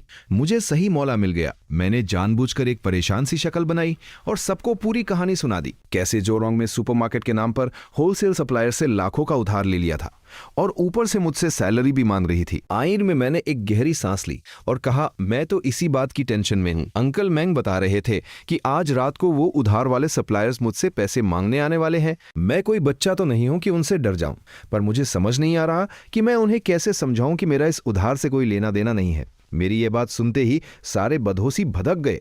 तुम्हारी मौसी तो बहुत ही चालू निकली। तुम्हारी दुकान पर बैठ के बिजनेस किया, प्रॉफिट नहीं कमाया, वो अलग ऊपर से तुम्हारे नाम पर उधार ले लिया। शी बेटा, तुम भूल कर भी उसके पैसे मत देना। ये एक बॉटमलेस पिट, कभी ना भरने वाला गड्ढा है। अगर तुमने एक बार दे दिए तो वो आगे भी ऐसे डरने की क्या बात है। हम सब यहाँ गवाह है। इंसान को सही बात करनी चाहिए। अगर वो लोग यहाँ आकर बदतमीजी करें तो बोल देना कि कोर्ट में जाकर केस कर दें। तुम्हारा इससे क्या लेना देना। सारे बुजुर्ग पड़ोसियों के अंदर इंसाफ की आग भड़क उठी थी। सबने अपनी छाती ठोक कर कहा कि वो यहीं रुकेंगे और जब होलसेल सप्लायर्स आएंगे तो वो सब मेरे लिए गवाही देंगे। वो मुझे किसी भी कीमत पर बुली नहीं होने देंगे। सबका ये प्यार और सपोर्ट देखकर मुझे अंदर ही अंदर बहुत खुशी हो रही थी, पर थोड़ा गिल्ट भी फील हो रहा था। क्या मैं अपने काम के लिए पड़ोसियों के सपोर्ट का इस्तेमाल कर रहा था? पर फिर मैंने जो रोमरोंग की हरकतों के बारे में सोचा और मुझे लगा कि मैंने कुछ गलत नहीं किया। ये उधार मेरा है ही नहीं तो मैं क्यों दूं? और तभी एक कार आकर दुकान के बाहर रुकी। उसमें से 4 लोग उतरे और सीधा सुपरमार्केट के अंदर घुस गए। मालिक कहाँ है? मालिक को बुलाओ। मैं जो बाहर ही खेरा था, एक कदम आगे बढ़ा और बोला, मैं ही मालिक हूँ। 2 आदमी जिनके हाथ में लेदर बैग्स थे, उन्होंने मुझे ऊपर से नीचे तक घूरा। काले पोलो शर्ट वाले आदमी ने सबसे पहले बोलना शुरू किया, तुम्हारी माँ कहाँ है? मुझे तुम्हारी माँ से मिलना है। मैंने बहुत ही कामली जवाब दिया, मेरी माँ की पिछले साल कार एक्सीडेंट में डेथ हो गई। अगर आपको उनसे मिलना है तो थोड़ा इंतजार करना पड़ेगा। आपको नीचे नर्क स्वर्ग जाना पड़ेगा। काले पोलो शर्ट वाले का चेहरा गुस्से से लाल हो गया। उसके साथ खेरे नीले चेक्स वाले शर्ट पहने एक यंग लुड़के ने जल्दी से बात संभाली। उसकी टोन थोड़ी पोलाइट थी।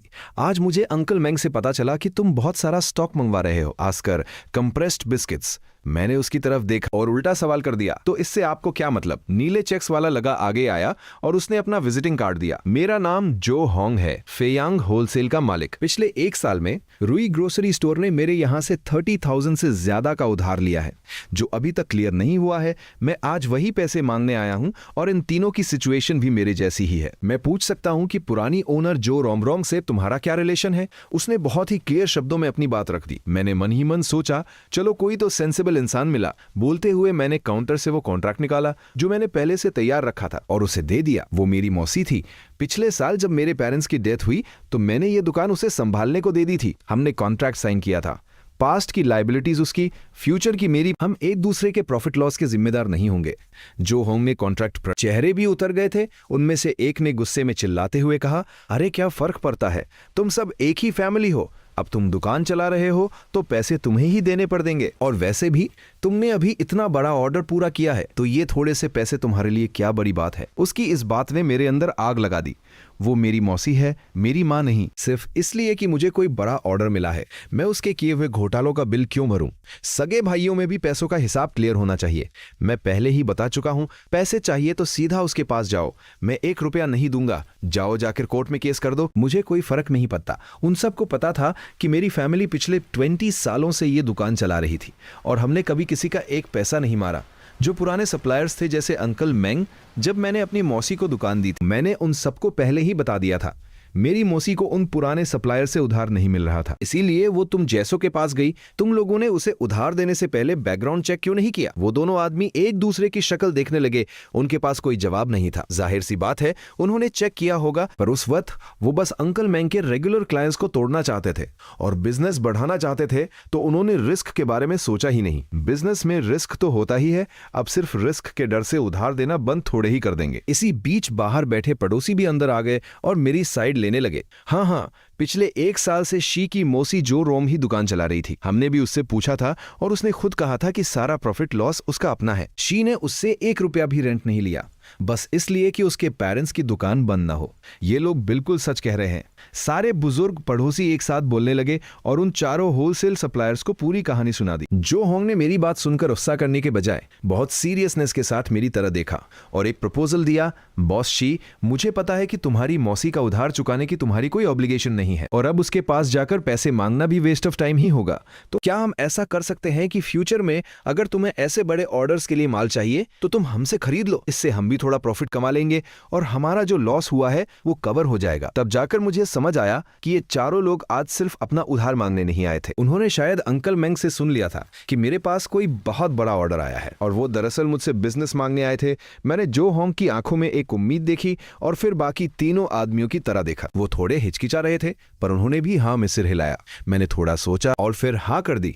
अगर मुझे जरूरत पड़ी तो मैं तुम लोगों से माल ले लूंगा, लेकिन क्वालिटी एकदम टॉप नॉच होनी चाहिए और प्राइस मार्केट से ज्यादा नहीं होना चाहिए। क्या तुम लोग ये गारंटी दे सकते हो? जो होंग में तुरंत हाँ की। उसे डर था कि कहीं मैं मना ना कर दूं। उसने खुद आगे बढ़कर मेरी दुकान का मुआयना किया। दुकान भले ही छोटी थी पर शेल्व्स बिल्कुल साफ थी और सारा सामान परफेक्टली अरेंज था। उसे समझ आ गया कि ये दुकान बहुत केयरफुली चलाई जा रही है। और फिर अंकल मेंग ने भी तो बताया था कि मैं लाखों का payment on the spot cash में करता हूं। जो होंग को अब पूरा यकीन हो गया था कि मुझे कोई बहुत बड़ा और सॉलिड क्लाइंट मिल गया है। कोई नॉर्मल इंसान एक साथ इतने कंप्रेस बिस्किट्स नहीं खरीदता, वो भी कैश देकर। उसकी नजर में ये छोटी सी दुकान बस एक दिखावा फ्रंट थी और मेरा असली बिजनेस तो उन बड़े क्लाइंट से आता है, ना कि रैंडम कस्टमर से।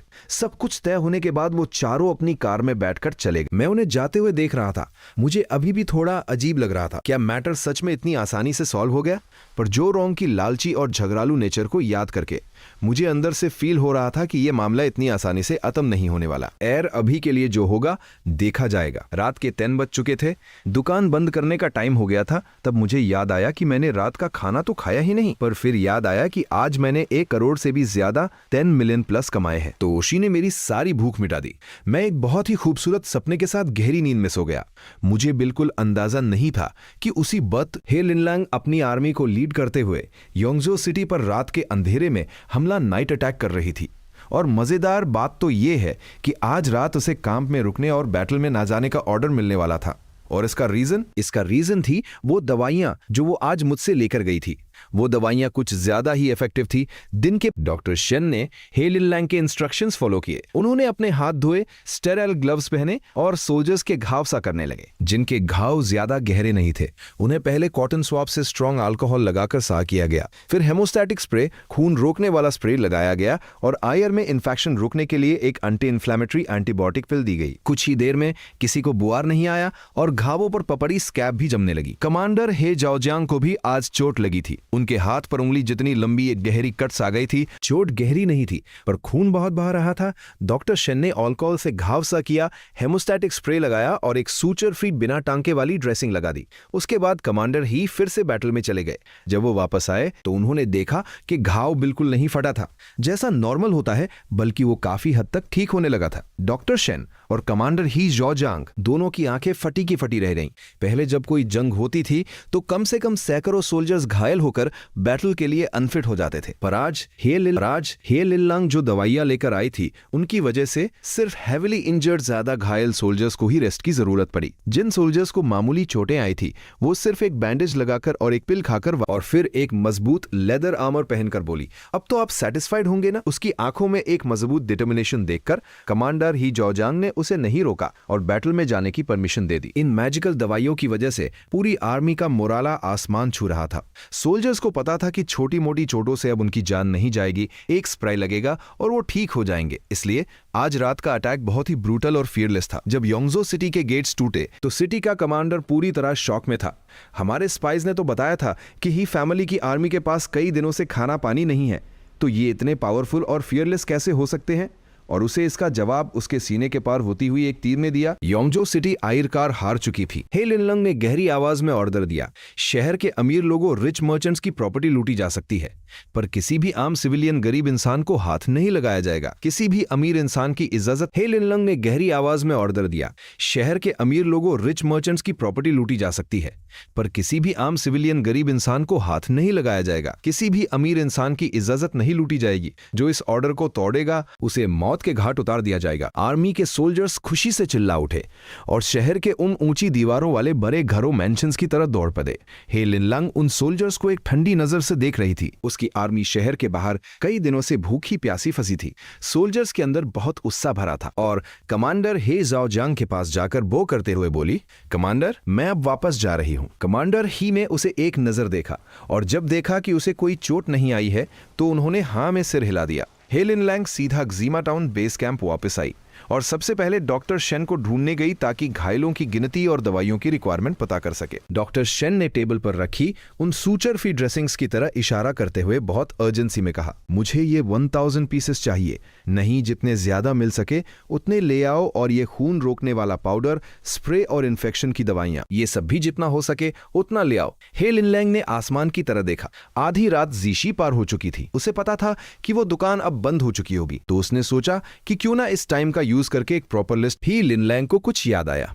उसने ऑर्डर दिया, गार्ड्स आज अमीर लोगों के घरों से जो गोल्ड और सिल्वर इंगॉट्स मिले हैं वो सब यहां ले आओ, और साथ ही जो सबसे खूबसूरत और महंगे गहने, ज्वेलरी और कपड़े सिल्क हैं वो भी ले आना। उसे अच्छे से पता था कि वो दुकान ना तो पेपर मनी, बैंक नोट्स लेती है और ना ही टूटे हुए सिल्वर के टुकड़े, ब्रोकन सिल्वर। वो सिर्फ प्योर गोल्ड सिल्वर इंगॉट्स और कॉपर कॉइन्स लेती है, और वो महंगे गहने शायद उस यंग बॉस को पसंद आ जाए। वो हमें इतनी कीमती दवाइयां दे रहा है तो हमें भी कुछ एक्स्ट्रा देना चाहिए। हे लिनलैंग वो लेकर आज के लिए तो काफी है, पर फ्यूचर में जब बैटल होगी तो क्या हम दवाइयां लेने इतनी दूर ग्जीमा टाउन वापस आएंगे? जब अभी मौका है और दवाइयां मिल रही है तो जितना हो सके उतना स्टॉक जमा कर लो, इमरजेंसी में काम आएगा। ओ समझ गई, मैं अभी अरेंज करती हूँ। हे लिनलैंग को बात समझ आ गई। अगली सुबह मैं मुंह हाथ धोकर फ्रेश हुआ और जैसे ही सुपरमार्केट का बैकडोर खोला, हे लिनलैंग अंदर आ गई। जैसे ही हमारी नजरें मिली हम दोनों एक सेकंड के लिए फ्रीज हो गए। आज उसने अपने कपड़े चेंज किए थे। उसने एक बहुत ही क्लीन और एलिगेंट व्हाइट ड्रेस पहनी हुई थी। बालों में एक जेड हेयरपिन लगा था। उसका वो हैवी आर्मर उतर चुका था और उसकी जगह एक बहुत ही सॉफ्ट और ब्यूटीफुल लुक ने ले ली थी। वो बहुत ही स्टनिंग लग रही थी। मेरे दिमाग में बस एक ही याद आया, ब्यूटी दैट कैन कॉज। मैंने उसके कपड़ों की तरफ इशारा किया और मजाक करते हुए पूछा, क्या बात है, जंग जीत ली, आज आर्मर नहीं पहना? उसके गालों पर एक हल्की सी लाली ब्लश आ गई। उसने मेरी नजरों से बचने की कोशिश की और आहिस्ता से एक छोटा सा बॉक्स मेरे सामने काउंटर पर खिसका दिया। उसकी आवाज में थोड़ी सी हिचकिचाहट थी। ये तुम्हारे लिए है। मैंने उस बहुत ही खूबसूरत बॉक्स को देखा जिस पर शेल्स, गोल्ड और सिल्वर के तारों, फिलिग्रे से बहुत ही डिटेल काम किया गया था। मेरी आंखें हैरानी से बड़ी हो गईं। हे लिनलैंग ने वो बॉक्स काउंटर पर रखा और मुझे उसे खोलने का इशारा किया। जैसे ही मैंने उस बॉक्स का ढक्कन खोला, अंदर की चमक से मेरी आंखें चौंधिया गईं। वो बॉक्स पूरी तरह से महंगे गहनों से भरा हुआ था। जब मैं थोड़ा नॉर्मल हुआ तो मैंने बहुत ही केयरफुली एक एक चीज बाहर निकाली और उन जेम्स की सेटिंग और उन पर लगे मोतियों, पर्ल्स का काम। ध्यान से देखने पर पता चल रहा था कि ये सब एंशिएंट टाइम्स के बेस्ट कारीगरों ने अपने हाथों से एक एक डिटेल पर काम करके बनाया था। इसमें एक अलग ही चार्म और वैल्यू थी। मेरा दिल जोरों से धकने लगा। ये पूरा बॉक्स एंशिएंट टाइम्स में भी बेशकीमती, प्राइसलेस रहा होगा। मैंने हे लिनलैंग की तरह देखा। मेरी आवाज में कंफ्यूजन था। ये सब कहां से आया? कल रात जब हमने सिटी पर कब्जा किया तो मैंने शहर के अमीर लोगों के घरों से ये सब निकाला। मुझे जो सबसे अच्छे लगे वो मैंने तुम्हारे लिए उसने देखा कि मेरे माथे पर सिकन आ गई है। मुझे थोड़ा अजीब फील हो रहा था। लूटा हुआ सामान, कहीं ये मरे हुए लोगों का तो नहीं है? ये तो बहुत बैड लक, अब शकुन लाएगा। हे लिनलैंग मेरी शक्ल देखकर तुरंत समझ गई कि मैं क्या सोच रहा हूँ। उसने जल्दी से एक्सप्लेन किया, मैंने सिर्फ सामान लिया है, किसी को मारा या चोट नहीं पहुंचाई है। इन पर किसी बेगुनाह का खून नहीं लगा है। मेरी आधी टेंशन खत्म और उसमें लिखी दवाइयों के नाम और क्वांटिटी पढ़ने लगी। जैसे जैसे वो लिस्ट पढ़ रही थी, मेरे माथे पर पसीना आने लगा। इतनी सारी क्वांटिटी, एक पूरी फार्मेसी को भी खाली कर दूं, तब भी इतना। उसकी आंखों में एक अलग सी चमक आ गई। पिछली बार तुमने मुझे वो नूडल्स के 2 बॉक्सेस गिफ्ट किए थे ना, उनका टेस्ट सच में बहुत अमेजिंग था। वो कितने के हैं? मेरी हंसी छूट गई। इंस्टेंट नूडल्स के स्पाइसेस, मसाले बनाए ही इसलिए जाते हैं ताकि वो आपके टेस्ट बड्स को कंट्रोल कर लें। एक पुराने जमाने का इंसान इस मैजिक से कैसे बच सकता है? अगर तुम्हें खरीदने हैं तो मैं तुम्हें 2 बॉक्सेस और गिफ्ट कर देता हूं, पर अगर तुम्हें खरीदने हैं तो 5 टेल्स ऑफ सिल्वर, 5 चांदी के सिक्के में 10 बॉक्सेस मिलेंगे। ये एक्स्ट्रा लार्ज फैमिली पैक है। एक बॉक्स में 24 पैकेट्स आते हैं। इनका होलसेल प्राइस काफी महंगा है। मैं तुम्हें बहुत रीजनेबल प्राइस बता रहा हूं। मैं मन ही मन कैलकुलेशन कर रहा था। 5 टेल सिल्वर मतलब लगभग 6000 रुपीज, और मेरा होलसेल प्राइस सिर्फ 60 रुपीज के, सीधा 9 गुना प्रॉफिट। हाँ, सच में बहुत रीजनेबल प्राइस है। लिनलैंग ने बिना कुछ सोचे तुरंत एक 10 टेल सिल्वर इंगॉट मेरे सामने रख दिया। तो मुझे 20 बॉक्सेस दे दो। मेरे पास अभी 20 बॉक्सेस का स्टॉक नहीं है, मुझे बाहर से मंगवाने पड़ेंगे। तुम अभी के लिए ये 2 बॉक्सेस ले जाओ, ये मेरी तरफ से गिफ्ट समझो। ये बोलते हुए मुझे कुछ याद आया। मैंने सॉसेज हॉट डॉग्स के 2 बड़े पैकेट्स भी निकालकर उसे दे दिए। इन्हें छीलकर नूडल्स के साथ गर्म पानी में डालकर खाना, टास्ट 100 टाइम्स बेटर हो जाएगा। ट्राई करना। ही लिनलैंग ने सॉसेज लिए और उसी से सिर हिलाया। फिर उसकी नजर नीचे शेल्फ पर रखी। वो तो स्ट्रॉन्ग लिकर शराब पर पड़ी और उसकी आवाज में थोड़ी रिक्वेस्ट आ गई। पिछली बार जो शराब तुमने दी थी सोल्जर्स को बहुत पसंद आई, पर डॉक्टर शेन ने वो सारी शराब घाव धोने के लिए रख ली, किसी को पीने नहीं दी। सोल्जर्स ने अभी एक बहुत बड़ी जंग जीती है, तो वो सब थोड़ा सेलिब्रेट करना चाहते हैं। क्या तुम मुझे थोड़ी और शराब बेच सकते हो? बिल्कुल। अब तक हम दोनों में अच्छी अंडरस्टैंडिंग बन चुकी थी। मैं तुम्हारे लिए शराब भी अरेंज कर दूंगा। हम दोनों ने तय किया कि वो दोपहर में आके शराब और नूडल्स ले जाएगी। हे लिनलैंग थोड़े हैवी हार्ट ना चाहते हुए के साथ सुपरमार्केट के बैकडोर से चली गई। उधर आर्मी कैंप में हे लिनलैंग के जाने के बाद मैं कुछ सेकंड्स तक वहीं खेरा रहा। जब मेरा दिमाग वापस रियलिटी में आया तो मैंने बहुत केयरफुली उन सारे महंगे गहनों को वापस बॉक्स में रखा और उसे अपने सेफ में लॉक कर दिया। पिछले 20 सालों में ये पहली बार था जब किसी लड़की ने मुझे इतना महंगा गिफ्ट दिया था। मैं अपनी स्माइल कंट्रोल नहीं कर पा रहा था। मेरे मन ही मन डिसीजन कर लिया, इस गिफ्ट के लिए ही सही मैं इसकी मेडिकल सप्लाईज की लिस्ट को 100% पूरा करूंगा। मैंने जल्दी से दुकान सा की, फ्रंट डोर लॉक किया और ब्रेकफास्ट करने निकल गया। मैं सीधा अपनी फेवरेट राइस नूडल फो शॉप पर गया। वहां पहले से ही एक लंबी लाइन लगी हुई थी और अंदर बैठने की कोई जगह नहीं थी। मैंने भीड़ में एक नजर घुमाई और मुझे वो इंसान दिख गया जिसे मैं ढूंढ रहा था। छनटियन फार्मेसी का मालिक अंकल चेन हेयो। सुबह सुबह अंकल चेन के नूडल बोल के पास एक ठंडी बियर की बोतल रखी थी। वो मजे से एक बाइट नूडल्स खा रहे थे और एक घूंट बियर पी रहे थे। बहुत ही रिलैक्स मूड में उस बियर बोतल को आधा खाली देखकर मेरी टेंशन थोड़ी कम हुई। मतलब कल रात इन्होंने ज्यादा शराब नहीं पी, आज इनसे प्रॉपर बिजनेस स्टॉक हो सकती है। कुछ ही देर में मैं अपना नूडल बोल लेकर अंकल चेन के सामने बैठ गया और स्माइल करते हुए बोला, अंकल चेन ब्रेकफास्ट एंजॉय कर रहे हो? अंकल चेन ने मुझे एक नजर देखा और उनकी टोन में थोड़ा मजाक था। बेटा सुना है तुमने कोई बहुत बड़ी डील क्रैक की है। मैंने भी हंसते हुए जवाब दिया और डिनाई नहीं किया। अरे बस किस्मत अच्छी थी अंकल, गांव में अबरें बहुत तेज फैलती हैं। कल रात को डील हुई और आज सुबह तक सबको पता चल गया। मैंने देखा कि अंकल चेन की बेर खत्म हो चुकी है और उनके नूडल्स भी लगभग खत्म हो गए हैं। तो मैंने जल्दी से अपना बोल खत्म किया, उनके पीछे पीछे चलने लगा और बहुत जेन्युइनली बोला, अंकल चेन मुझे आपसे थोड़ा गाइडेंस चाहिए था। अंकल चेन ने मुदर कर मुझे देखा। उनके चेहरे पर एक मुझे सब पता है वाली स्माइल आ गई। मुझे पता था तू बिना काम के मेरे पास इतनी सुबह सुबह नहीं आएगा। अंकल चेन हंसने लगे। उन्होंने उस पुरानी बात पर कोई कमेंट नहीं किया। वो अपनी स्लीपर्स घसीटते हुए फार्मेसी के दरवाजे तक गए, चाबी निकाली, लॉक खोला, शटर उठाया और अंदर से एक प्लास्टिक स्टूल निकालकर मुझे दे दिया। बैठ और अब बता असल में काम क्या है। मैं बैठा और बिना कोई घुमा फिरा के सीधा पॉइंट पर आया। अंकल चेन मेरे एक फ्रेंड को कुछ दवाइयां चाहिए, क्वांटिटी बहुत ज्यादा है, तो उसने मुझे पता करने भेजा है ऐसी सिचुएशंस में क्या करना चाहिए। कितनी क्वांटिटी? अंकल चेन ने कैजुअली पूछा।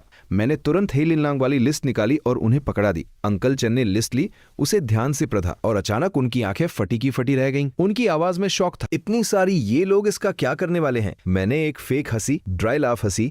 मैंने इसके लिए पहले से ही एक कहानी सोच रखी थी। वो एक बहुत बड़ी कॉर्पोरेट कंपनी है जो एक बहुत बड़ा वाइल्डरनेस सर्वाइवल ट्रेनिंग, जंगल में सर्वाइव करने का कैंप ऑर्गेनाइज कर रही है। ट्रेनिंग बहुत टफ होने वाली है, तो वो इमरजेंसी के लिए मेडिकल सप्लाई स्टॉक कर रहे हैं। मुझे इन दवाइयों की कोई नॉलेज नहीं है, मेरा तो बस इतना रोल है कि सामान दूं और कैश लूं, कोई झंझट नहीं। अंकल चेन को बात समझ आ गई। अच्छा, तो जो कल रात तूने बड़ी डील की थी वो इसी कंपनी के साथ थी? मैंने तुरंत हाँ में सिर हिलाया। हाँ हाँ बिल्कुल, तेरी लाइफ बहुत डिफिकल्ट रही है। अगर तुझे सच में पैसों की बहुत प्रॉब्लम है तो अंकल के पास 1 to 2 लाख पड़े हैं, तू रख ले, मुझसे हिचकिचाने की जरूरत नहीं है। ये बोलते हुए अंकल चेन ने सच में अपना फोन निकाल लिया।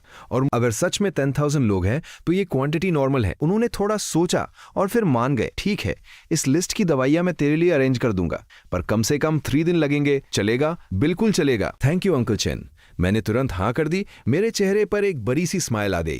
अंकल चेन ने एक गहरी सांस ली। उनकी टोन में एक हेल्पलेस बट केयरिंग फील था। अगर कोई और होता तो मैं सीधा बेच देता, पर तू अलग है, मुझे तेरी फिक्र करनी पड़ती है। मैं अंदर ही अंदर जानता था कि अंकल चेन मुझे अपने सगे भतीजे की तरह मानते हैं। थैंक यू अंकल चेन, आपने बहुत बड़ी हेल्प कर दी। अरे पागल, मुझसे क्या थैंक यू। अंकल चेन ने प्यार से मुझे घूरा और फिर मार्केट के रिस्क के बारे में बताया। अगर तूने दवाइयां महंगी खरीद ली तो कोई प्रॉब्लम नहीं है, पर अगर तूने गलती से फेक नली दवाइयां खरीद ली और किसी की जान चली गई तो तू सीधा जेल जाएगा, फिर रोने का भी चांस नहीं मिलेगा। हाँ हाँ अंकल चेन, आप बिल्कुल सही कह रहे हैं, मैं फ्यूचर में बहुत ध्यान रखूंगा। मैं बहुत ही ओबीडियंस के साथ सिर हिला रहा था। जब अंकल चेन की एडवाइस पूरी हो गई तो मैंने हंसते हुए पूछा, अंकल चेन, तो जो स्टॉक अभी अवेलेबल है वो मुझे कब तक मिल जाएगा? मुझे अर्जेंटली डिलीवर करना है। अंकल चेन ने मुझे फिर से घूरा, पर अपनी जगह से उठते हुए बोले, मैं अभी स्टोर रूम में चेक करता हूं कि कितना स्टॉक पड़ा है, जितना है उतना दे देता हूं, देखता हूं कितना स्टॉक है। बोलते हुए अंकल चेन पीछे स्टोर रूम में गए। कुछ ही देर में वो 3 बड़े कार्टन बॉक्सेस बाहर ले आए और मेरे सामने रख दिए। अभी सिर्फ इतना ही स्टॉक है, तू ये ले जा, बाकी का माल 3 दिन बाद मैं सीधा तेरी दुकान पर डिलीवर करवा दूंगा। Awesome, thank you uncle chain. मैं अपनी जगह से खेरा हुआ। टोटल बिल कितना हुआ? मैं पेमेंट की क्या जल्दी है? अंकल चेन ने हाथ हिलाकर मना किया। जब मैं 3 दिन बाद बाकी का माल लाऊंगा तब एक साथ पेमेंट कर देना। 3 दिन में कोई फर्क नहीं पड़ता। ठीक है, जैसी आपकी मर्जी, तो मैं अभी चलता हूं। मैं वो 3 भारी बॉक्सेस उठाने ही वाला था कि अंकल चेन ने मुझे रोक लिया। अरे तू पागल है क्या? इतना भारी सामान उठाकर कैसे जाएगा? रुक, मैं अपनी इलेक्ट्रिक स्कूटी पर छोड़कर आता हूं। Hey. Thank you uncle Chen. मैंने भी ज्यादा नाटक नहीं किया और चुपचाप अंकल चेन को बॉक्सेस स्कूटी पर रखते हुए देखा। फिर मैं भी उनके पीछे स्कूटी पर बैठ गया और हम दुकान पर आ गए। तीनों बॉक्सेस स्टोर रूम में रखने के बाद मैंने अंकल चेन को बाय बोला और बिना टाइम वेस्ट किए सीधा अंकल चिन शराब वाले के पास पहुंच गया। अंकल चिन ने कल ही मुझे 300 जिन शराब बेची थी और आज मुझे फिर से देखकर उनका चेहरा उसी से खिल उठा। अरे शी बेटा, आज फिर आ गया शराब खरीदने? मैंने हंसते हुए सिर हिलाया। हाँ अंकल चिन, मेरे फ्रेंड को आपकी शराब बहुत पसंद आई तो उसने मुझे और मंगवाने भेजा है। इस बार तू जा जिन 1000 किलोग्राम चाहिए। 10,000 लोगों का काम है तो पर पर्सन 100 ग्राम्स भी हिसाब लगाएं तो इतना तो लगेगा ही। अंकल चिन को लगा उन्होंने कुछ गलत सुना है। उन्होंने शौक में दोबारा पूछा, 2000 जिन? हाँ 2000 जिन। मैंने हाँ में सिर हिलाया और ऐड किया। और हाँ, शराब बहुत स्ट्रॉन्ग हाई प्रूफ होनी चाहिए, अगर लाइट हुई तो। अरे नहीं अंकल चिन, मुझे शराब बिल्कुल पसंद नहीं है, मुंह से लेकर पेट तक सब जला देती है, इसमें मजा ही क्या है? अंकल चिन ने भी फोर्स नहीं किया, हिसते हुए बोले, प्राइस पिछली बार वाला ही रहेगा, 10 रुपीज पर जिन। मैं इसे प्लास्टिक ड्रम्स में पैक करके तुम्हारी दुकान पर डिलीवर कर दूंगा। डन। थैंक यू अंकल चिन। उन्हें बाय बोलकर मैं वापस अपनी दुकान पर आ गया। मैंने इंस्टेंट नूडल्स का वाह रे आई, मैं मन ही मन हंसा। कल मैंने गोल्ड सिल्वर इंगॉट्स के प्राइसेस सर्च किए थे तो ए एल्गोरिथम ने तुरंत मेरा इंटरेस्ट कैच कर लिया और मुझे यही सब दिखाने लगा। काफी स्मार्ट है। बीच बीच में 1 to 2 कस्टमर्स आए जिन्हें मैंने सिगरेट और पानी बेचा। मैं मजे से एक आंटिक ज्वेलरी का वीडियो देख रहा था कि तभी एक बहुत ही एक्साइटेड सी लड़की की आवाज आई, हे हैंडसम, तुम यहाँ हो? मैंने सिर उठा के देखा तो मेरे सामने एक बहुत ही लंबी, टॉल, खूबसूरत लड़की खड़ी थी जिसने गोल्डन फ्रेम वाले चश्मे पहने हुए थे और वो मुझे बहुत ही मोशी से देख रही थी। मैंने ध्यान से देखा, ये तो कुई शांग थी, पॉन शॉप वाली ओनर जिसने गोल्ड इंगट्स खरीदे थे। मैं थोड़ा हैरान हो गया, क्या तुम यहीं पास में रहती हो? मैंने तुम्हें यहाँ पहले कभी नहीं देखा। कुई शांग ने मुस्कुराते हुए सिर हिलाया, नहीं, मैं यहाँ नहीं रहती, मैं उनसे मिलने आई थी। मुझे यकीन नहीं हो रहा कि तुम मुझे रास्ते में ही मिल गए। तुम्हारे नाना कौन है? मैंने कैजुअली पूछ लिया। ही शूपिंग, ग्रैंडपा ही। जैसे ही उनके पास कोई खानदानी खजाना, फैमिली हेirloom नहीं था और इतने सारे गोल्ड सिल्वर इंगॉट्स होने का तो सवाल ही पैदा नहीं होता। अगर चुई शांग ने ग्रैंडपा है से मेरे बारे में कुछ भी पूछा, पर मेरे पास उसकी बात मानने के अलावा कोई ऑप्शन नहीं था। मैंने सिर हिला दिया। चलो, मैं तुम पर ट्रस्ट करता हूं। जब मैंने आगे कुछ नहीं कहा तो पुई शांग भी समझदारी दिखाते हुए वहां से जाने लगी। ठीक है, मैं नाना से मिलने जा रही हूं। पुई शांग के जाने के बाद मेरा फोन चलाने का सारा मूड खराब हो गया। मैं बस खाली सजग को घूर रहा था। मेरे माथे पर टेंशन की लकीरें थी। मेरे पास अभी मेरा सिर दर्द से फटने लगा था। तभी अंकल मैंग की डिलीवरी ट्रक मेरी दुकान के सामने रुकी और 2 बार हॉर्न बजाया। मेरा ध्यान टूटा। मैं जल्दी से उठा और उनके पास गया। शी बेटा, दरवाजा खोलो, मैं सीधा स्टोर रूम में डिलीवरी डाल देता हूं, अंकल मैंग ने ट्रक की खिड़की से चिल्लाते हुए कहा। मैंने जल्दी से स्टोर रूम का शटर उठाया। अंकल मैंग ने बहुत ही एक्सपर्टली ट्रक को रिवर्स किया और सीधा स्टोर रूम के दरवाजे पर लगा दिया। हम दोनों ने मिलकर इंस्टेंट नूडल्स और पानी अनलोड करना शुरू किया। पसीना पोंछते हुए अंकल मैंग गांव की गॉसिप्स गपशप सुनाने लगे। शी, मैंने सुना है कि वो चारों होलसेल सप्लायर्स तुम पर कोर्ट केस करने वाले हैं। कल वो तुम्हारे पास आए थे ना? कोई पंगा तो नहीं? अंकल मैंग ने एक अजीब सी हंसी ऑकवर्ड स्माइल। अरे गांव छोटा सा है, बातें हवा की तरह फैलती हैं। किसी ने मुझे बता दिया था। मैंने सिर हिलाया और बिना कुछ छुपाए कहा, हाँ, उन्होंने ऑर्डर्स मांगे थे पर मैंने हाँ नहीं की। अंकल मैंग, हमारा इतने सालों का रिलेशन है। अगर मुझे कोई भी सामान चाहिए होगा, मेरी फर्स्ट प्रायोरिटी आप ही होंगे। हाँ, अगर आपके पास स्टॉक नहीं होगा तब मैं शायद उनसे पूछ लूंगा। आखिरकार हमने कोई एक्सक्लूसिव सप्लायर सिर्फ आपसे ही खरीदूंगा कॉन्ट्रैक्ट थोड़े ही साइन किया है, तो पूछने में क्या बुराई है? हाँ, बिल्कुल, तुम बिल्कुल सही कह रहे हो। मैं समझता हूं। अंकल मैंग जल्दी हाँ में सिर हिलाने लगे, पर उनके चेहरे पर अभी भी थोड़ा एम्बैरेसमेंट, शर्मिंदगी थी। मैंने इस टॉपिक को और नहीं खींचा, बस अपना फोन दिखाया और बोला, अंकल मैंग, मैंने पेमेंट ट्रांसफर कर दी है, चेक कर लीजिए। नेक्स्ट टाइम जरूरत होगी तो कॉल करूंगा। डन, तो मैं चलता हूं। अंकल मैंग ने फोन चेक किया, पेमेंट कंफर्म की और अपना ट्रक लेकर निकल गए। उनके जाने के कुछ देर बाद अंकल चिन भी अपने आदमियों के साथ शराब के प्लास्टिक ड्रम्स लेकर पहुंच गए। मैंने सबको गाइड किया और स्टोर रूम में सारे ड्रम्स को लाइन से सेट करवा दिया। अब सब कुछ रेडी था। हे लिनलांग के आने का टाइम हो गया था। मैंने सुपरमार्केट फ्लैट बेड ट्रॉलीज पूरी तरह से लोड हो चुकी थी और बची हुई दवाइयां भी उनके पास ही रखी थी। हे लिनलांग ने पहले सामान चेक नहीं किया, बल्कि सोल्जर से गोल्ड इंगॉट्स वाला बॉक्स लेकर सीधा मेरे हाथों में थमा दिया। उसकी आवाज में एक रिलीफ था। पिछली बार जब हमने उन अमीर लोगों के घरों में राइड मारी थी तो लाखों सिल्वर टेल्स और हजारों गोल्ड टेल्स मिले थे। तुम्हारे यहां से कई बार सामान खरीदने के लिए वो काफी हैं, तो आगे से गोल्ड की कोई प्रॉब्लम नहीं होगी। वो ट्रॉले के पास गई, पहले इंस्टेंट नूडल्स को देखा और फिर शराब के उन ड्रम्स को देखकर थोड़ा हिचकिचाई। नूडल्स तो परफेक्ट है, क्वांटिटी भी एकदम सही है, पर ये 2000 जिन शराब मैंने सोचा था पर पर्सन एक बोल काफी रहेगा। लेकिन अगर सोल्जर्स फुल मूड में आ गए तो शायद ये कम पड़ जाए। क्या हमें थोड़ी और शराब मिल सकती है? मैंने उसे कोई एक्सप्लेनेशन नहीं दिया, बस एक ड्रम खोला और थोड़ी सी शराब निकालकर उसे तास्ट करने के लिए दी। हे लिनलैंग में बोल लिया और बिना कुछ सोचे एक ही घूंट में पी गई। पर अगले ही सेकंड उसके चेहरे के एक्सप्रेशंस देखने लायक थे। माथे पर सिलवटें आ गईं और होंठ अजीब सा शेप बनाने लगे। ये शराब तो बहुत ही स्ट्रांग है। वो बिल्कुल तैयार नहीं थी। उसे बस एक तेज जलन महसूस हुई जो उसके गले से लेकर सीधे पेट तक गई और पल भर में उसका पूरा शरीर गर्म हो गया। मैंने मुस्कुराते हुए पूछा, तो बताओ, क्या ऐसी स्ट्रांग शराब का एक बोल पर पर्सन काफी नहीं है? काफी है, बहुत है। मुझे नहीं पता था कि ये इतनी तेज होगी। अगर उन्होंने इसे ज्यादा पी लिया तो पक्का कोई ना कोई पंगा कर देंगे। इतनी क्वांटिटी बिल्कुल परफेक्ट है। सामान कंफर्म हो चुका था। 20 boxes instant noodles, 3 boxes medical supply और 50 जिन के 40 ड्रम्स शराब। सोल्जर्स ट्रॉलीज पुश करते हुए सारा सामान बाहर ले जाने लगे। हे लिनलांग ने सोल्जर्स को वापस कैंप जाने का ऑर्डर दिया और खुद वापस सुपरमार्केट के अंदर आ गई। उसे मुझसे कुछ इंपॉर्टेंट बात करनी थी। वो लोग जोरों से हंसते हुए जा रहे थे और हे लिनलांग वही खैरी बेबसी से अपना सिर हिला रही थी, पर उसके कान शर्म से लाल हो चुके थे। जब सोल्जर्स दूर चले गए तब हे लिनलांग मुड़कर वापस सुपरमार्केट में आई। मैंने काउंटर के बाहर उसके लिए एक प्लास्टिक। हे लिनलांग की नजरें मेरे चेहरे पर टिक गईं। उसकी आंखों में एक अजीब सी सॉफ्टनेस थी।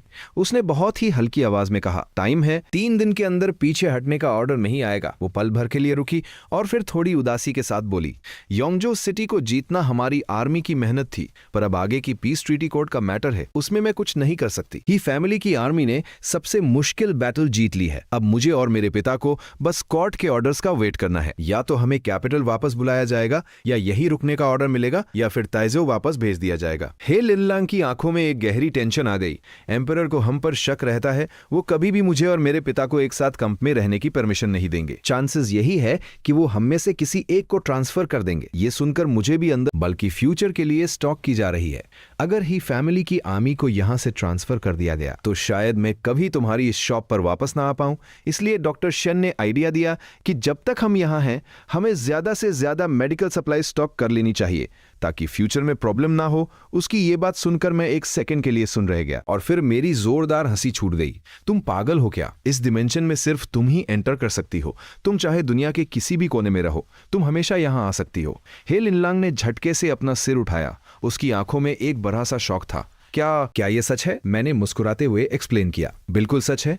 तुम्हें बस अपने दिमाग में क्रॉस डायमेंशनल सुपरमार्केट सोचना है, फिर अपने नॉर्थ की तरफ 50 कदम चलना है और ईस्ट की तरफ 20 कदम और तुम्हें मेरे सुपरमार्केट का दरवाजा दिख जाएगा। यही तो इस सुपरमार्केट का रूल है।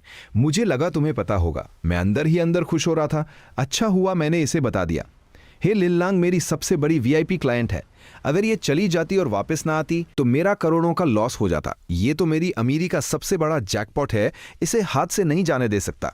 हे लिनलांग बिल्कुल सुन्न होकर मुझे घूर रही थी। उसे मेरी बात पर यकीन ही नहीं हो रहा था। कुछ देर बाद वो नॉर्मल हुई और उसकी आवाज में एक अलग ही एक्साइटमेंट थी। क्या सच में ऐसा हो सकता है? मैं अभी बाहर जाकर ट्राई करती हूँ। उसे ऐसे पागलों की तरह बाहर भागते हुए देख और दिमाग में चल रहे इन अजीब से यालों को झटक दिया। मैं वापस स्टोर रूम अरेंज करने में लग गया। हे लिनलांग के ऑर्डर्स दिन ब दिन बढ़े होते जा रहे थे और स्टोर रूम में स्टॉक भी बढ़ता जा रहा था। शुक्र है मेरे पास सिस्टम का ऑटो सॉर्टिंग फंक्शन था, वरना मैं अकेला तो पक्का पागल हो जाता। 3 दिन बाद अंकल चेन हेयो ने सच में बाकी की सारी दवाइयां डिलीवर कर दी। मैंने ऑन द स्पॉट सारा पेमेंट क्लियर कर दिया।